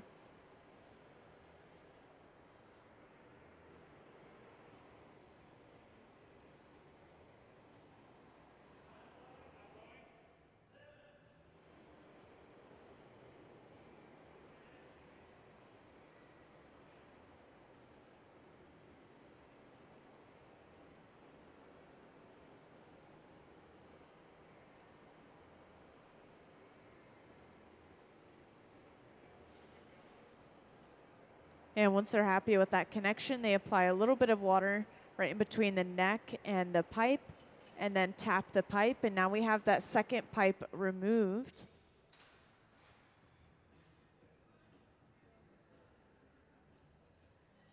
And now that we have those two pieces assembled, they go straight into the furnace, making sure everything is staying at around 1,000 degrees Fahrenheit or warmer, so that we don't get any cracking or breaking from thermal shock.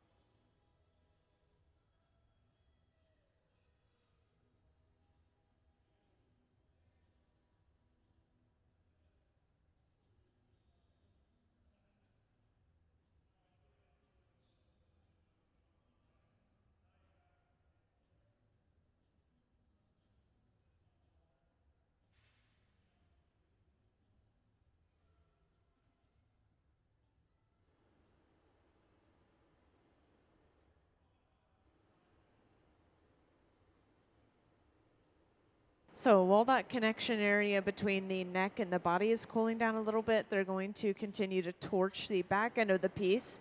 So last thing going into the furnace and the first thing coming out, that back end of the piece. So they want to make sure that it's staying nice and warm.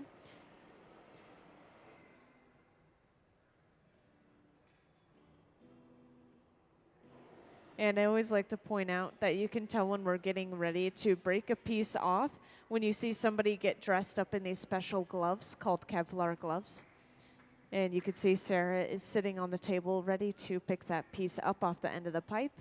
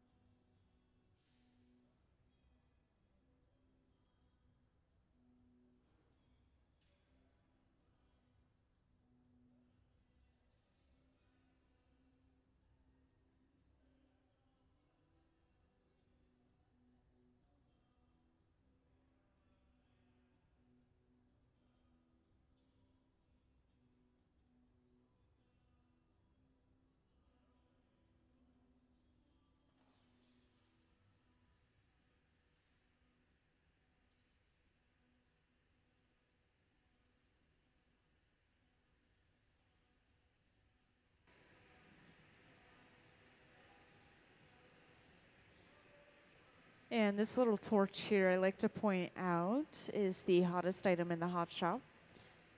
And this little torch can get up to around 5,000 degrees Fahrenheit. So that's over double the heat of the molten glass at 2,100 degrees Fahrenheit. It's over double the heat of the furnaces, which are around 21 to 2,300 degrees Fahrenheit. So that small torch can give us some really nice fine details, or it can allow us to just focus heat in a really small area on the glass at a time.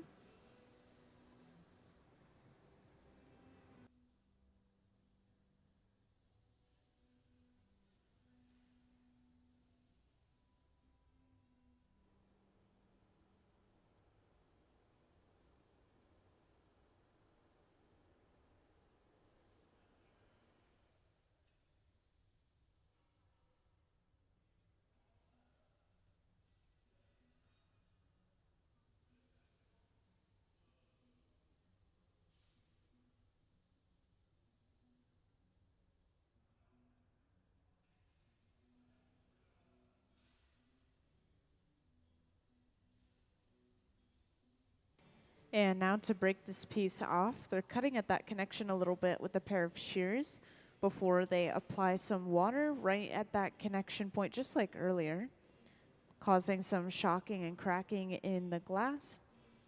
And once they've applied enough water, all they have to do is tap the pipe, and that should break that piece cleanly off into those Kevlar gloves. And let's give them a round of applause for that clean break. So since that was successful, this is going into the annealer, which is the large black box over on the right wall. This will slowly cool that glass down from about 950 degrees Fahrenheit all the way to room temperature, at least overnight, so it doesn't break from thermal shock. So we're not going to see that piece until tomorrow. And down in the front here, while they've been working on these pieces, we have some neon tubing that's been bent, and this is eventually going to be displayed inside of the piece as well. And this is just like our example down on the front pedestal here. You guys are welcome to come to the front row to take a closer look, but we have a couple of different tubes of neon going into this piece. One of them is actually filled with argon gas, and one of them is filled with neon gas. So they're kind of experimenting and playing with different colors, and different transparencies of glass, and different colored tubing even. And so they were trying to make their own hand-pulled tubing earlier. You could see on the floor we have that tubing pulled out. And after finishing a big piece like that, usually our artists will take just a 1 to 5 minute break, just a little break to get some water and rest their muscles from that.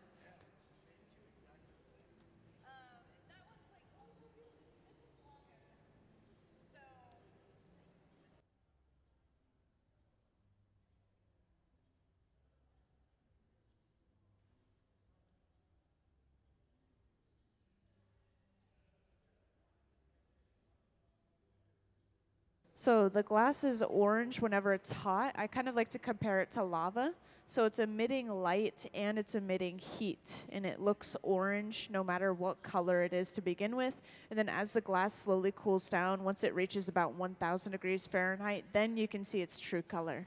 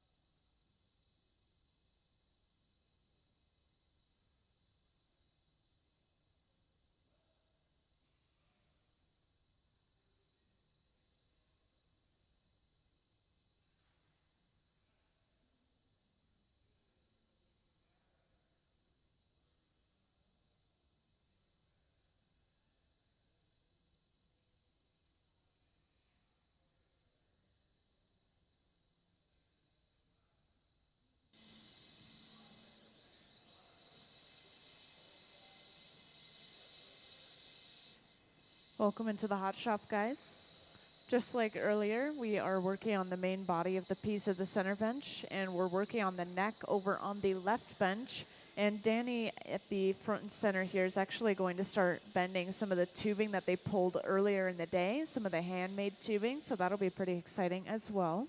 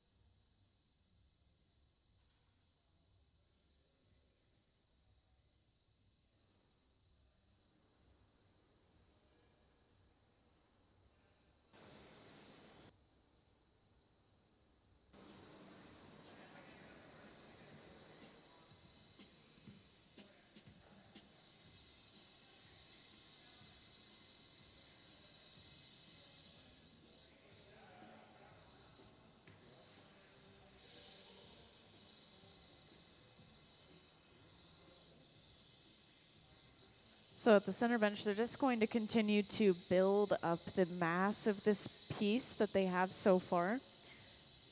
Each of the pieces that they've made today have been pretty large, so they'll probably gather a few more layers before they're ready to blow it out and finish it off.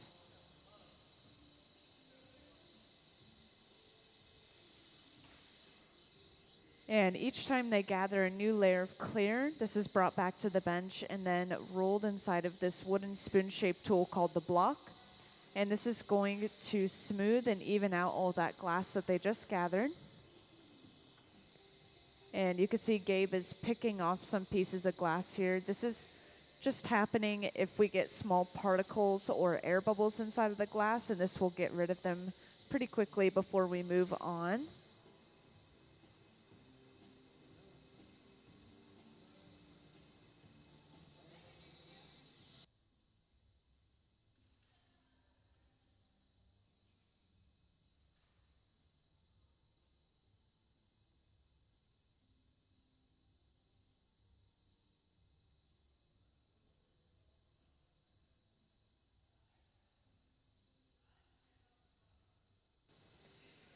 And right front and center here, Danny is using a ribbon burner. So this is that wide metal burner here, and this is just going to heat up a large section of the tubing at a time.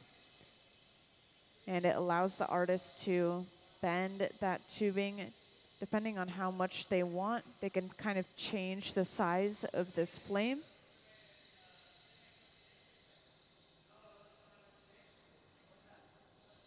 And this tubing is eventually going to be filled with a gas, and then we'll have some light passing through it because of the electrodes on the end.